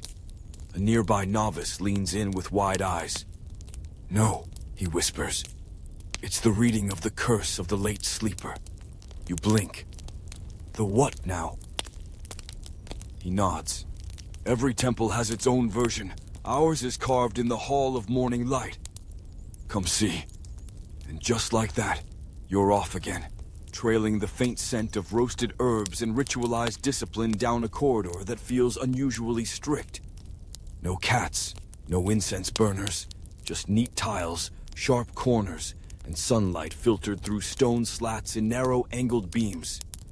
You enter a chamber that feels very much like a waiting room, designed by a god with strong opinions about punctuality. At the far end stands a single slab of polished basalt. Carved into it, in stern, angular script, are the verses of the curse. The novice begins to recite. His voice is small but oddly theatrical, like he's done this before. "He who slumbers past second sun shall wake to find his bread gone dry, his sandals chewed, and his name unremembered beneath the ears of Ra. He shall stretch, and none shall answer. He shall yawn, and the goose shall hiss. He shall dream, but only of missing rituals and cold lentils." You can't help it. You giggle. The novice grins. "There's more. Of course there is. He shall be tasked with goose latrine duties. He shall sit through the festival of jars, twice, and if he dares nap again before sunset, his blanket shall be removed." Gasp. The others in the room bow their heads solemnly. "Not the blanket," one murmurs. "Never the blanket." You learn that the curse isn't just for humor. It's a lesson, a reminder that while rest is sacred, discipline makes it holy. Nap times must be respected, honored, and most importantly, not abused. Apparently, a few centuries ago, a rogue priest named Nebuchadnezzar overslept 5 days in a row, blamed it on divine visitation, and then fell asleep again while delivering his excuse. After that, the temple codified sleep etiquette into law, complete with nap quotas, grace periods, and a complex chart that tracks snore volume. Historians still argue whether the snore chart was ceremonial or actually enforced. Given what you've seen of the goose, you're betting on very real enforcement. You're given a small token for visiting the Hall of Morning Light, a thin wooden strip etched with the final line of the curse. Even Ra wakes early. You tuck it into your sash, feeling only slightly guilty about every time you've hit the snooze stone back home. As you exit, a group of acolytes is gathered nearby, rehearsing dramatic retellings of famous oversleeping incidents. One is acting out the Great Lentil Disaster, wherein a novice fell asleep during kitchen duty and burned 300 portions of sacred stew. Another reenacts the time 2 priests fell asleep on either side of the temple gate and had to be woken by goats before sunrise. There's a comedic edge to all of it, but underneath you sense reverence, because these aren't just jokes, they're parables, warnings, sacred reminders wrapped in absurdity. Your guide appears again, this time holding a scroll and wearing an expression that suggests you're in for another surprise. "You've earned something," he says. "More figs?" you ask hopefully. He smirks. "No, something worse." He leads you down a hallway marked by a series of slanted black lines, meant to represent shadows, you're told. It's cooler here, narrower. The floor tilts slightly downward, and the further you walk, the more the air smells of sour honey and stern judgment. You arrive at the Chamber of Redemption Naps. This is where late sleepers go to atone. There are only 3 mats, each set at a precise angle to the nearest water clock. No cushions, no shade. One of them has a goose feather tied ominously to the corner. You're not here for punishment, but you're allowed to observe. A young novice lies on one mat, arms crossed over his chest, eyes wide open. He's not allowed to sleep during the redemption nap. He must lie there and reflect, motionless, for 12 drops. A senior priest stands by with a scroll, recording any fidgets. You glance at the scroll. It reads, Drop 3, adjusted toe, warning. Drop 5, scratched nose. Frown issued. Drop 9, attempted nap blink, denied. You almost feel sorry for the kid until you hear his name, Nabuka 2. Apparently it runs in the family. You leave the chamber, feeling strangely awake. Not just physically, but morally aligned, like you now understand the stakes of late napping. The delicate balance between rest and responsibility. The true meaning of being spiritually refreshed without being spiritually lazy. You pass a mural on the way out, an old painting, flaked and faded, showing a priest peacefully asleep beneath a sycamore tree, while a goose guards him with raised wings. Beneath it, the caption reads, Rest well, but rest wisely. One priest hands you a tiny chart of the night sky, etched onto thin ivory. Sirius should rise soon, he says. When she appears, we begin the final offering. You lie beside him, staring up. The stars do not rush. They take their time. And then there she is. Bright. Confident. Slightly smug, honestly. Sirius blinks into view, and the entire rooftop seems to sigh. One by one, the priests rise, walk to the altar at the edge of the rooftop, and place a small token. A seed, a petal, a piece of bread, a bead. Each item represents a dream they want to plant in the divine mind, something to grow overnight in sacred silence. Your guide hands you a dried lotus bud. For clarity, he says. You place it on the altar, and suddenly, for the first time all day, you feel like the noise inside your skull has stopped. Down below, the temple darkens. Lamps are extinguished, scrolls are rolled up, cats curl tighter, even the geese stop honking. You descend the rooftop stairs slowly, like you're descending into sleep itself. And at the bottom, a single priest waits. He says nothing, just hands you a folded cloth and points to a guest mat tucked between two quiet columns. You take your place. You lie down. The night settles around you like a thick, dark blanket, stitched with stars and old incense. You've performed no great deeds. You've made no offerings. You've interpreted no divine dreams. But still, you're here, resting, breathing, belonging. And for this temple, that's enough. You wake slowly, the way a reed sways on the Nile. Soft, unhurried, half willing to drift back under. Somewhere above, a breeze sighs through temple arches. It smells faintly of morning, cool dust, fresh papyrus, and a trace of barley bread toasting somewhere in the distance. The hush of dawn still holds the courtyard like a breath. You sit up on your mat between the two pillars. The priest who guided you here last night is nowhere to be seen. Instead, a small clay jar sits beside you, filled with warm water and a folded cloth. Someone has left a note tucked beneath it. Today, you will meet the dream astronomers. You smile. Of course you will. You follow the soft scuff of sandals and distant murmur of prayer through a side corridor. It leads up again, to the highest part of the temple, the Stargazer's Terrace. As you step out, the sky opens above you like a painted scroll. Here, the view is vast. The Nile sprawls like a silver ribbon in the distance. The city of Thebes, still yawning awake, curls at the river's edge. And overhead, the last stars still linger, reluctant to let go of the night. A handful of priests are already here, wrapped in heavier linen robes against the chill. They sit in tight groups around what appear to be enormous star maps, made of polished obsidian and bone-white chalk. You've entered the domain of the celestial nap watchers. One of them, lean, sand-worn, eyes like midnight, waves you over and speaks in a half-whisper. Today we chase sleep among the stars. You nod, though you're not entirely sure what that means. He hands you a tiny triangle of bronze with a carved eye on one side and a faint starburst on the other.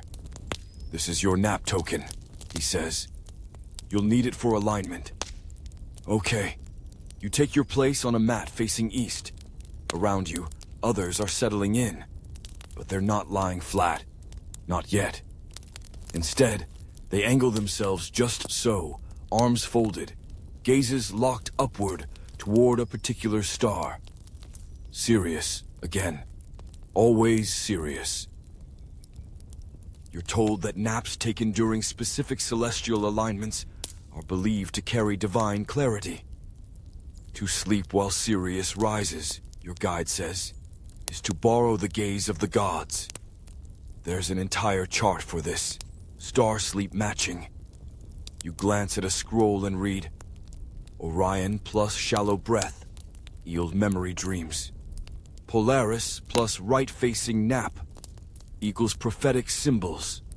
Venus plus temple cat nearby equals romantic nonsense, discouraged. Historians still argue whether these combinations were based on astrology, coincidence, or just a very sleepy imagination. But in this temple, they're treated with all the gravity of law. You lie down. Not fully, just angled on your left side, shoulder to the temple wall, face toward the last star you can still see. Your breathing slows. Around you, the others begin to settle too, 13 in all, each one aligned to a different quadrant of the sky. This is called the synchrony. No one speaks, no one moves, only the stars. You begin to slip, not into sleep, not fully, more like the gentle float just before it. In this half-light state, the sounds around you blur. The whisper of the wind becomes a voice.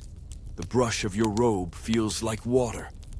Somewhere, a priest hums a single note that stretches impossibly far. And then you dream, just briefly, of a staircase with no top and a cat wearing a headdress and a voice saying, "You are aligned. Rest." You wake. There's a scroll at your feet. No one saw who placed it. It reads, "Dream received, filed under celestial observation. Classification, partial prophecy. Action, none required. Well done." You fold it quietly. Somehow, it makes perfect sense. The synchrony ends with the rising sun. One by one, the priests open their eyes and turn their gaze down to earth. No stretching, no sighing, just small nods of satisfaction, like astronomers who've just confirmed the stars are still in place. A young novice offers you a piece of dried fig and a cup of chilled water. You take both. Eat slowly, drink slowly. Everything here asks for slowness. And now, for the final step of the celestial ritual, the sun alignment walk. Each priest rises, places their nap token onto a stone plinth near the edge of the terrace, and walks in a slow spiral inward, ending in the shadow of an obelisk that casts its beam exactly where the sun has touched first light. The walk symbolizes returning to the body after dream flight. You're invited to join. You do, and as you walk, barefoot on warm stone, you feel it. Not pride, not joy, but stillness. The kind that lingers behind your ribs and says, "You were here, and the stars knew it." You place your token beside the others. A priest blesses it with a touch of oil and a whispered word, and as you descend from the terrace, you glance back one last time. The sky is fully day now. The stars are gone, but you're sure they'll be waiting tonight. You descend the final step from the terrace, legs moving slowly, heart still somewhere among the stars. Below, the temple has shifted again, now in its quiet afternoon rhythm.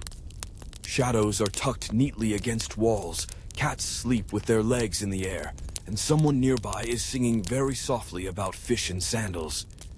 You don't ask. A young priest greets you at the base of the steps with a bundle of folded linen. He gives a nod, then points toward an arched corridor filled with flower garlands and delicate wind chimes. "Time for the mattress rite," he whispers, as if saying anything louder might wake the furniture. You blink. "The what now?"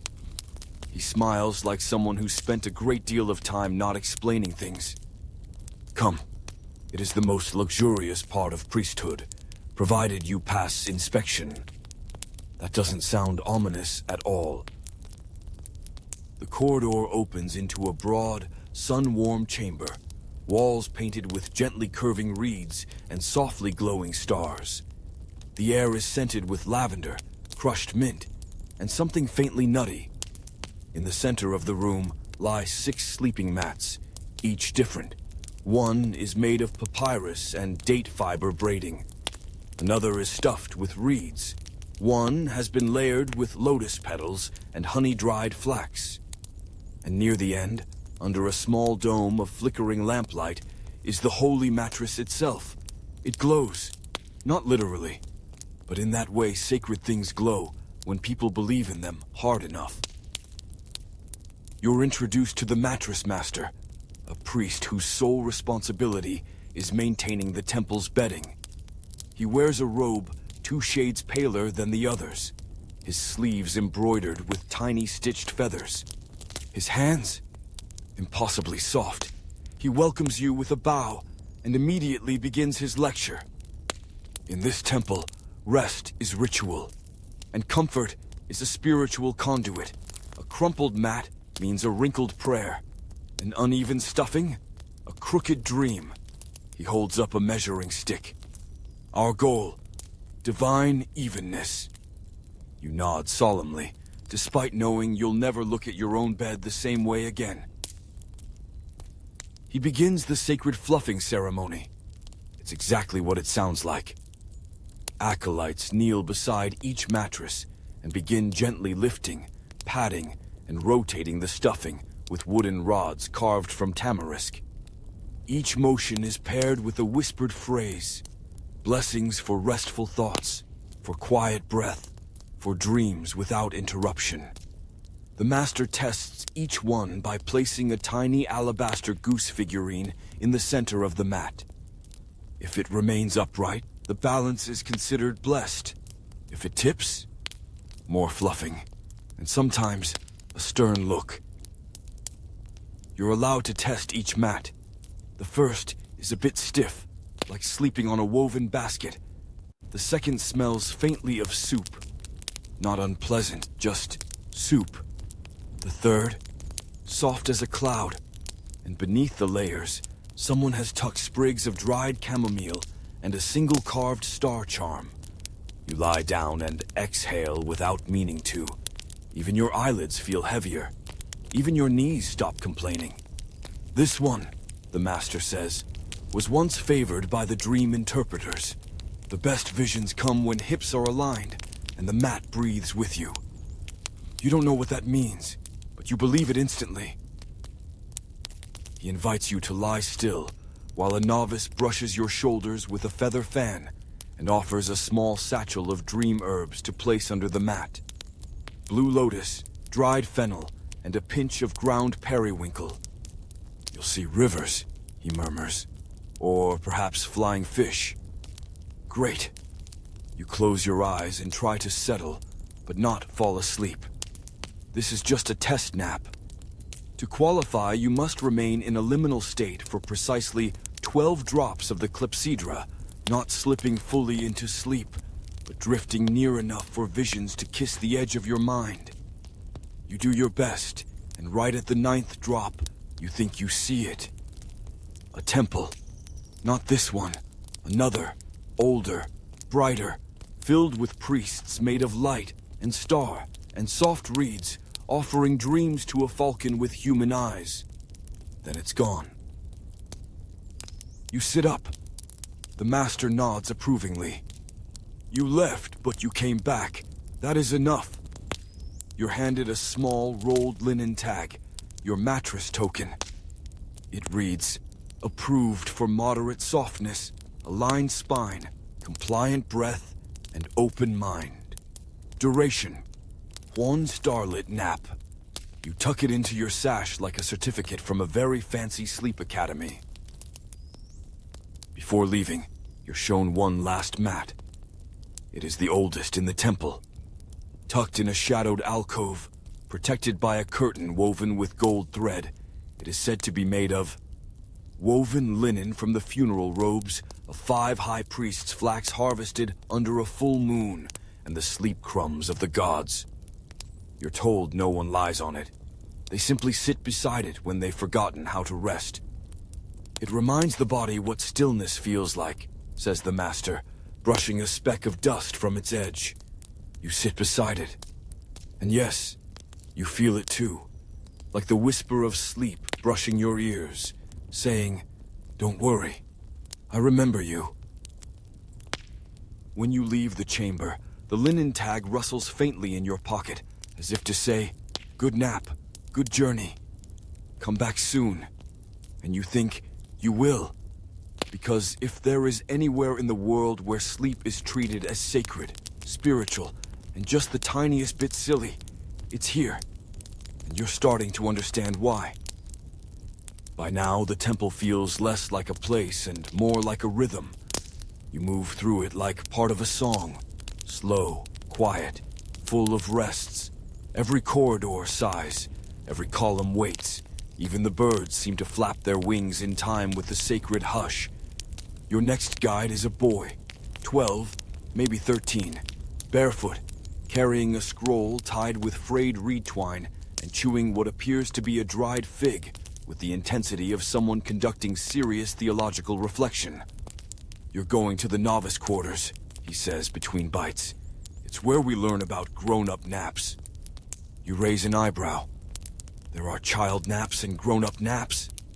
He nods, solemn. Absolutely. Grown-up naps are scarier. This bodes well. You follow him down a hallway that gets warmer the deeper you go. Sun-baked tiles underfoot, reed mats stacked against the walls, and murals scratched by hands far less skilled than the temple artists.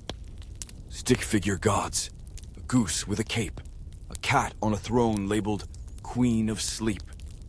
You've arrived at what might be the most honest part of the temple, the initiate wing. This is where young priests begin their training, not in chants or scrolls or incense, but in nap discipline, or as your guide calls it, the art of the controlled flop. The floor is scattered with mats of varying size and fluff. One is suspiciously lumpy. Another is actually just a pile of reeds with a sign that reads, "Don't complain, you chose this." You're introduced to the nap instructor, a wiry man with the shoulders of a heron and the voice of a person who has been whispering for 15 years. Novices begin with 2 naps a day, he explains. Then they progress to 3, but shorter. Eventually, they graduate to the rotating nap wheel. You look around, expecting some mystical artifact. Nope, it's a wooden wheel with painted sections. 15 drops, lotus nap. 8 drops, fast reverie. 3 drops, eyes open but not really. Punishment nap, upright on stone. Your guide adds helpfully, "I got that last one for snoring like a jackal during recitation." The novices are gathered now, lying on their mats in varying states of sincerity. One is pretending to nap while clearly mouthing song lyrics. Another has drooled onto his elbow and is being gently fanned by a senior apprentice who mutters, "He reached stage 3. Let him stay." The instructor walks among them, adjusting posture, realigning spines, lifting ankles with quiet reverence. "If they learn to rest properly now," he whispers, "they'll never break under ritual pressure later. It's not just physical, it's philosophical. Because nap culture here is a rite of passage, not just to learn rest, but to lose the need to defend it." You're invited to sit in on a lesson. The topic? When the nap ends but the soul isn't ready. A truly relatable subject. The instructor draws a diagram on a clay tablet showing the flow of divine energy through a napping priest. He explains, "If you wake too quickly, you lose the sacred trace. If you linger too long, you might blur the day. If you drool and forget your name, perfect alignment." You try not to laugh, but your young guide already is, quietly, under his fig breath. Another novice raises a hand. "Master, what if we dream of something confusing?" The instructor nods gravely.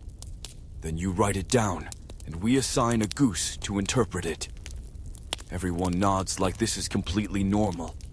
You raise your hand. "Why a goose?" The instructor blinks.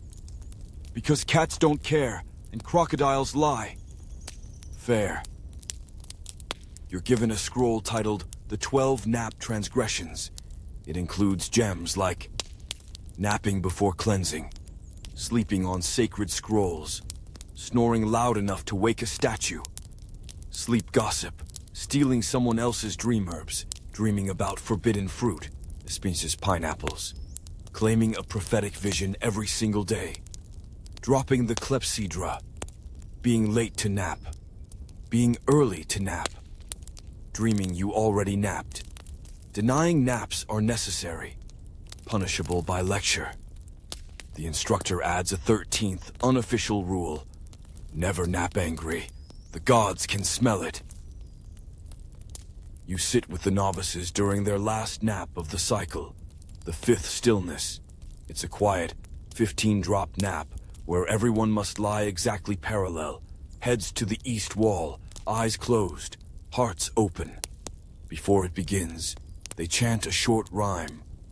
"Lay me down in linen light. Let my breath forget the fight. Let the dreams come soft and slow, like reeds that in the water grow." It's oddly beautiful, and when they fall asleep, The silence is so thick you feel like you're sinking into it. You don't nap this time. You watch. And you think about how seriously these children treat something adults so often dismiss. How they protect their rest like it's gold. And maybe it is. Maybe in this temple, a nap isn't just rest. Maybe it's the one time no one asks anything of you, except to simply be. When the clepsydra drops its final bead, the instructor raises one finger. The novices stir slowly. No one rushes. No one yawns. Just stillness, melting into wakefulness like wax into light. Your young guide stands and dusts off his robe. Grown-up naps, he says, are scarier, but also quieter. You believe him. And as you walk back through the hall of reed murals and crooked star doodles, you think, the older they grow, the deeper they'll sleep. But maybe, never again so purely. You're led now through a quiet wing of the temple that smells faintly of cinnamon and very old parchment. The ceilings here are lower, the hallways more shadowed, the air carrying that unmistakable sense of something important being stored here. This, your newest guide whispers, is where we keep the nap records. You pause. You keep records of naps? He grins like someone who's just handed you the key to a secret library full of nothing but dreams and disobedient pillows. Oh yes, he says. Dreams, durations, snore volume, temperature alignment, prophetic relevance. Every nap is logged, every mat accounted for. And you realize you've entered the temple's sleep bureaucracy. The chamber opens into a long, curved archive lit by skylights cut in narrow slots above. Scrolls line the walls. Not dramatic golden scrolls with the names of kings, but nap scrolls bound in reed, some tagged with tiny painted feathers or wax stamped with cat prints. A priest in thin gloves approaches and hands you a scroll without a word. You unroll it. Fourth flood season, day 19. Subject, Haru nap length, 28 drops, dream theme. Sand turning into birds. Interpretation, possible omen, or bad lentils. Notes, mild snoring, no disturbances. Pillow alignment, exceptional. You look up, incredulous. The priest nods, dead serious. Pillow alignment is 80% of dream clarity. Historians still argue whether this was religious insight or just very aggressive temple admin work. You're leaning toward both.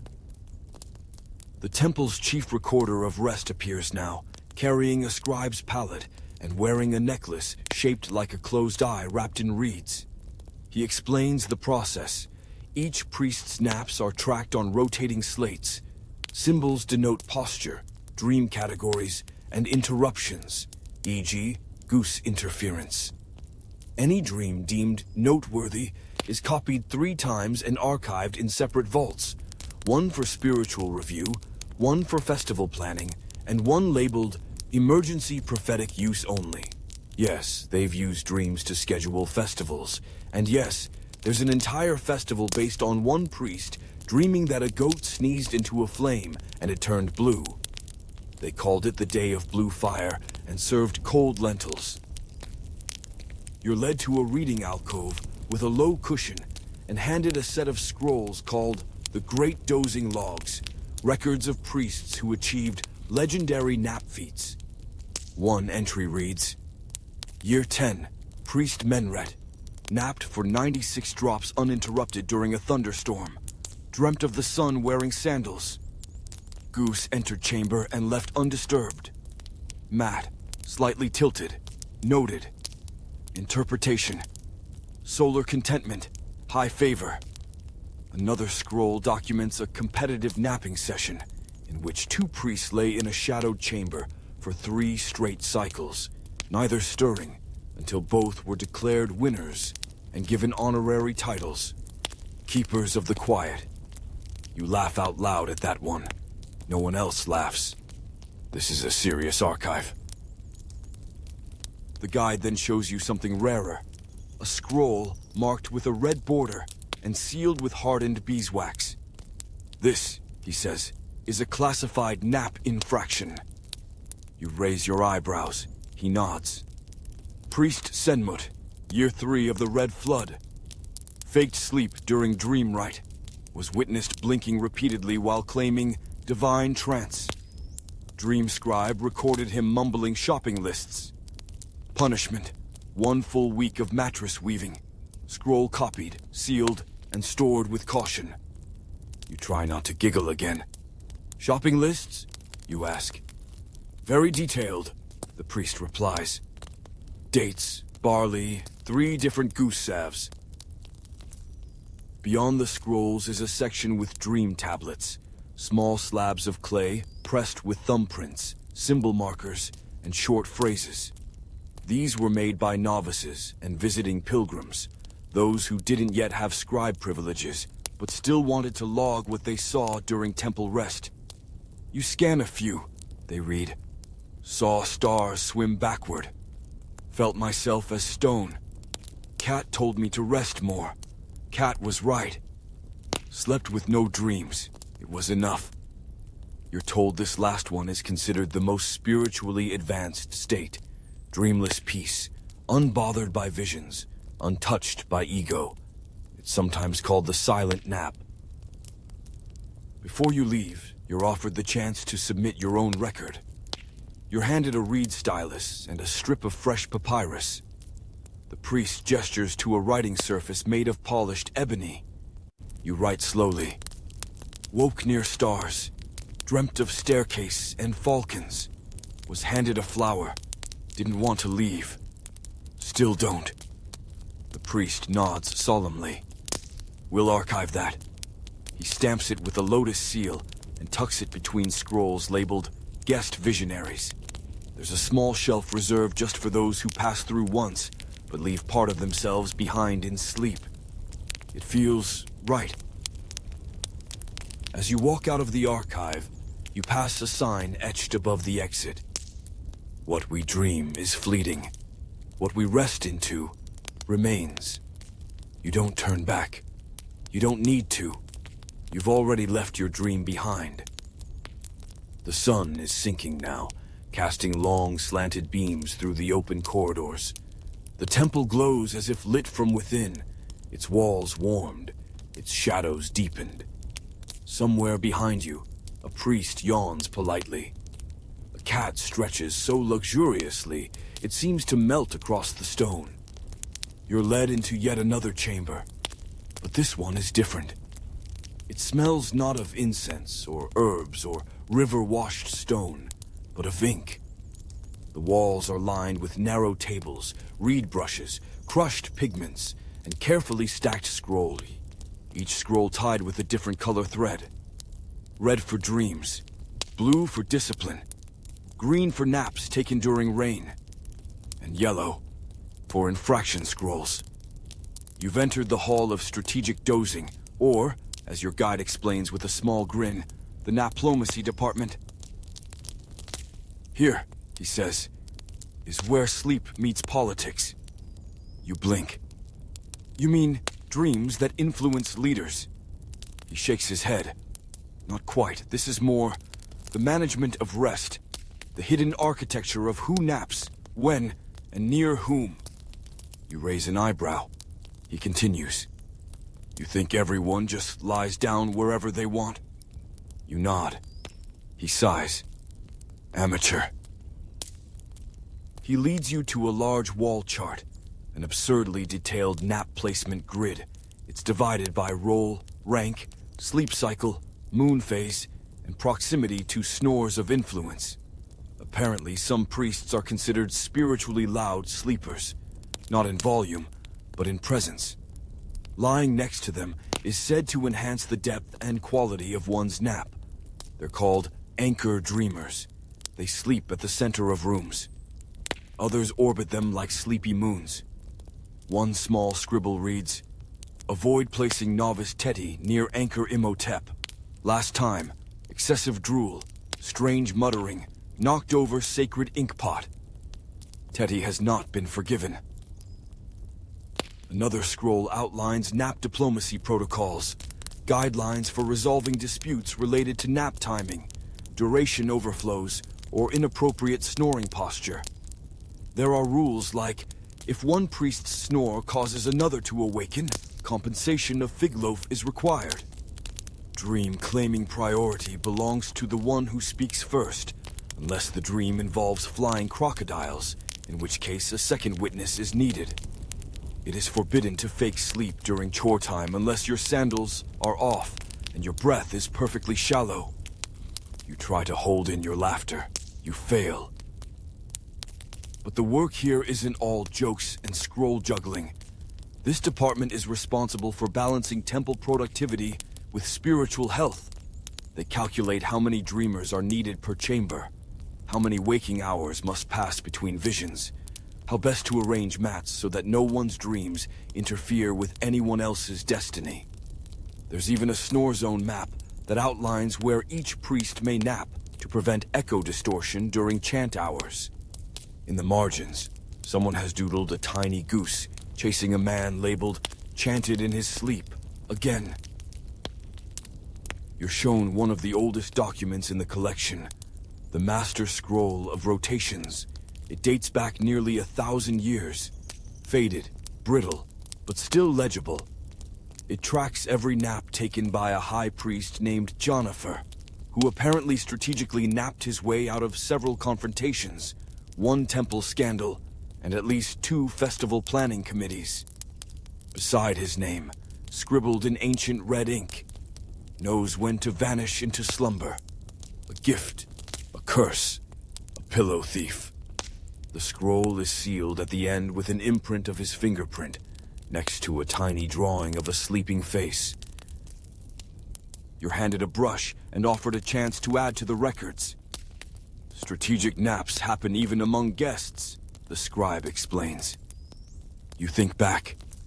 There was that one nap under the fig tree when you conveniently missed the goose feeding assignment. You nod solemnly.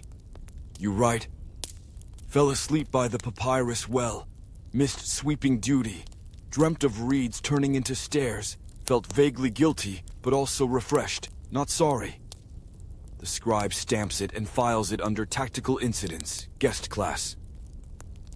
Before leaving, you're shown the council mat chart. A large circular diagram used for high-level discussions between temple elders.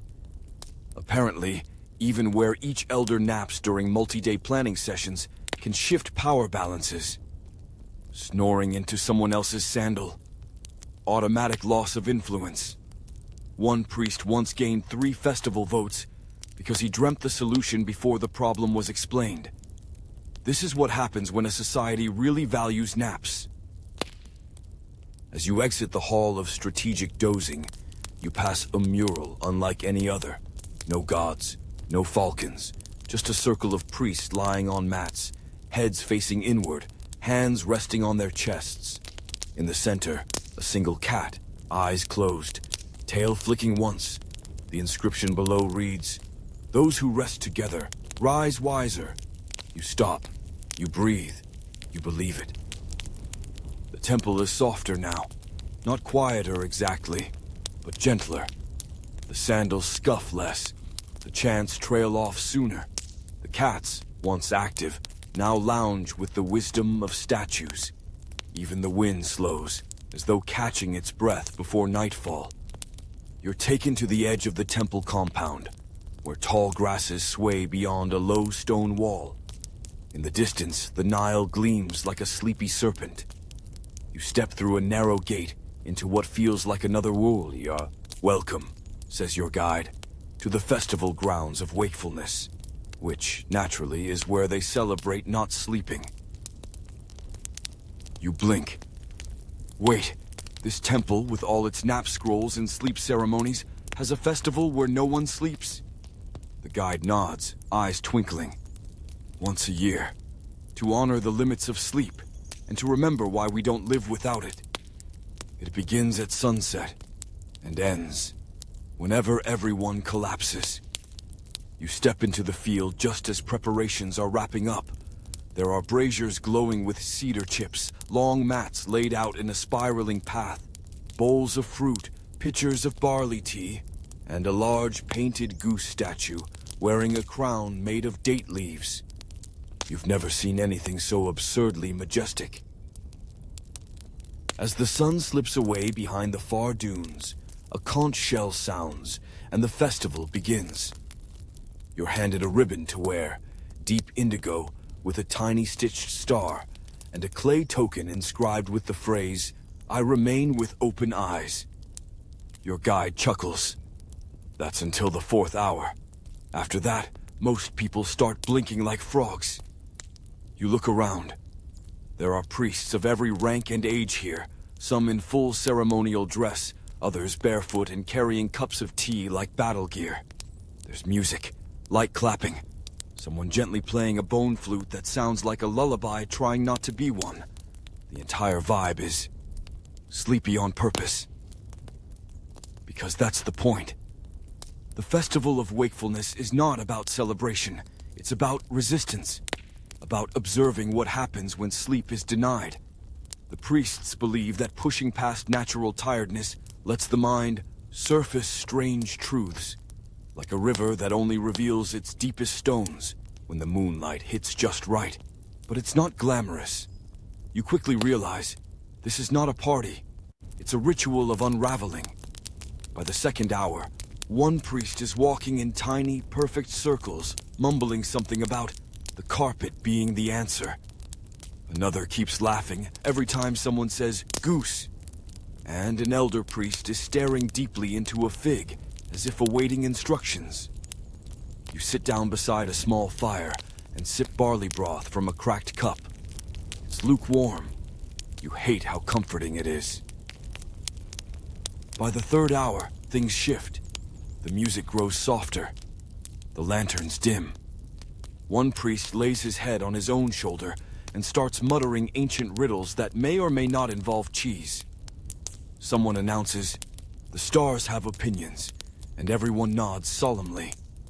A scribe walks from person to person, collecting whispered phrases and scribbling them onto a massive papyrus sheet called the Scroll of Exhaustion.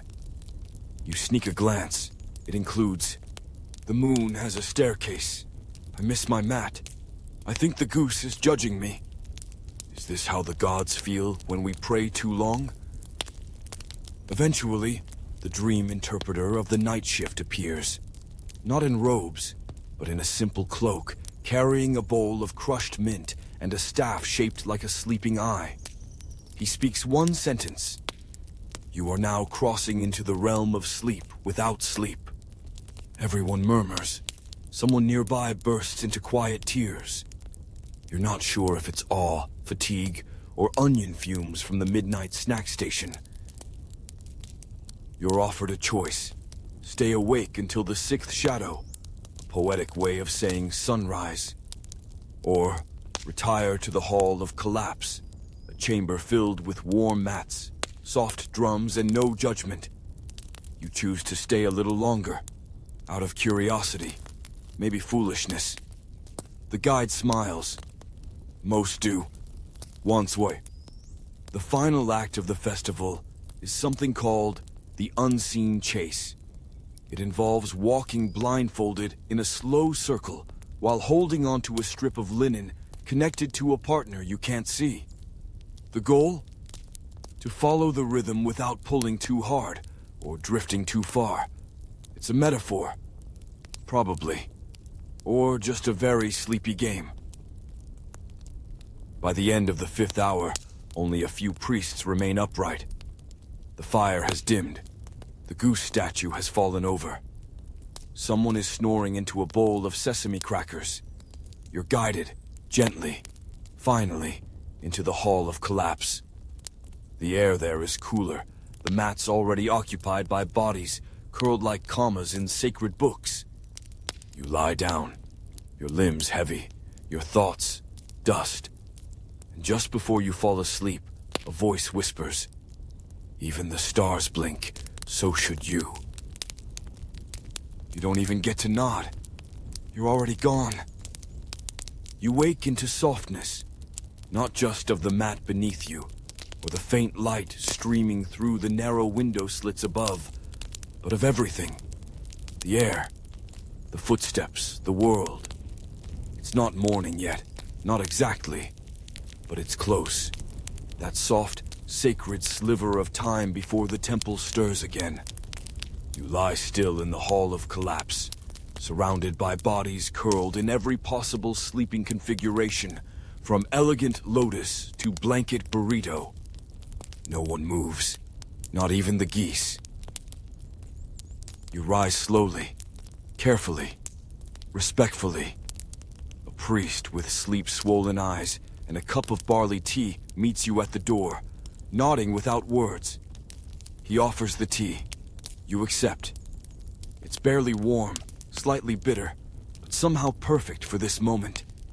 You made it through, he says softly. Few do. You smile. He's wrong, of course. You didn't make it through. You passed out 3 hours before dawn and dreamt of figs raining from a sky made of scrolls. But apparently honesty is optional this early. You follow him outside, back into the temple's heart. It's quiet now, reverent. The sky above is a gentle indigo, and every surface glows in the hush before sunrise. You walk slowly through the sleeping temple, passing every chamber that's now etched into your bones. The nap archives, the celestial terrace, the dreaming chamber, the goose pen, even the dreaded redemption mats. Each space feels like a memory that happened inside a dream you're only now waking from. You arrive at the very first courtyard, the one you entered on your first night. The new mat waits for you there, just one, placed beneath a sycamore tree, whose branches sway ever so slightly in the still morning air. It's not grand, not ceremonial, just welcoming. The priest gestures. One last nap, he says, to seal what you've learned. You lie down without question. This time, there's no ritual, no herbs, no chants, just breath, just stone beneath your shoulder blades and the sense that for once, nothing more is expected of you. You drift, not into sleep exactly, but into a kind of floating quiet. Your thoughts come gently, if at all. A feather lands somewhere nearby. A cat walks past, tail held high, then curls beside your arm. You dream one last time, of walking through an endless hallway of mats, each one marked with a single word. Peace, quiet, belonging, breath. And at the end of the hallway, you, lying exactly where you are now, smiling. You wake to the sound of the temple bell. One soft chime, then another. It's sunrise. The priests begin to stir. Mats are rolled. Scrolls are retrieved. Duties resume. But you remain there for just a moment longer. A novice walks past and places a feather at your feet. A final blessing. He says, "You napped well." You thank him. And then, slowly, you rise, refreshed, grounded, and just a little reluctant to leave. You walk toward the exit, passing every corridor now filled with light. The temple is alive again, but so are you. And now, as you reach the gate, the world beyond waits. It's louder out there, faster. But you carry something with you now. The rhythm of stillness, the language of linen and lullabies, and the sacred reminder that sleep, real, quiet, willing sleep, isn't lazy. It's divine. And now, before you move, before you even shift your weight on the bed, let yourself stay in this feeling just a moment longer. You are safe. You are still. You are somewhere between the stars and the earth, where time has no teeth and silence is allowed to linger. You've walked the temple corridors. You've laid your head on sacred mats. You've listened to the soft drip of water, the slow breath of priests, the dreams that arrived like whispered stories beneath fig trees. Let your own breath follow that rhythm now. In and out. Let your shoulders release whatever they're carrying. Let your eyes rest like the surface of a quiet pool. If thoughts come, let them come like birds in a faraway sky, visible but never landing. If sleep hasn't taken you yet, it will. Because you are drifting now, not falling, not sinking, just floating, like a feather in the palm of a god who's already forgiven everything you didn't finish today. There is no rush, no need to explain, no need to do anything except rest. So close your eyes, or let them stay closed if they already are. And remember, you are allowed to stop.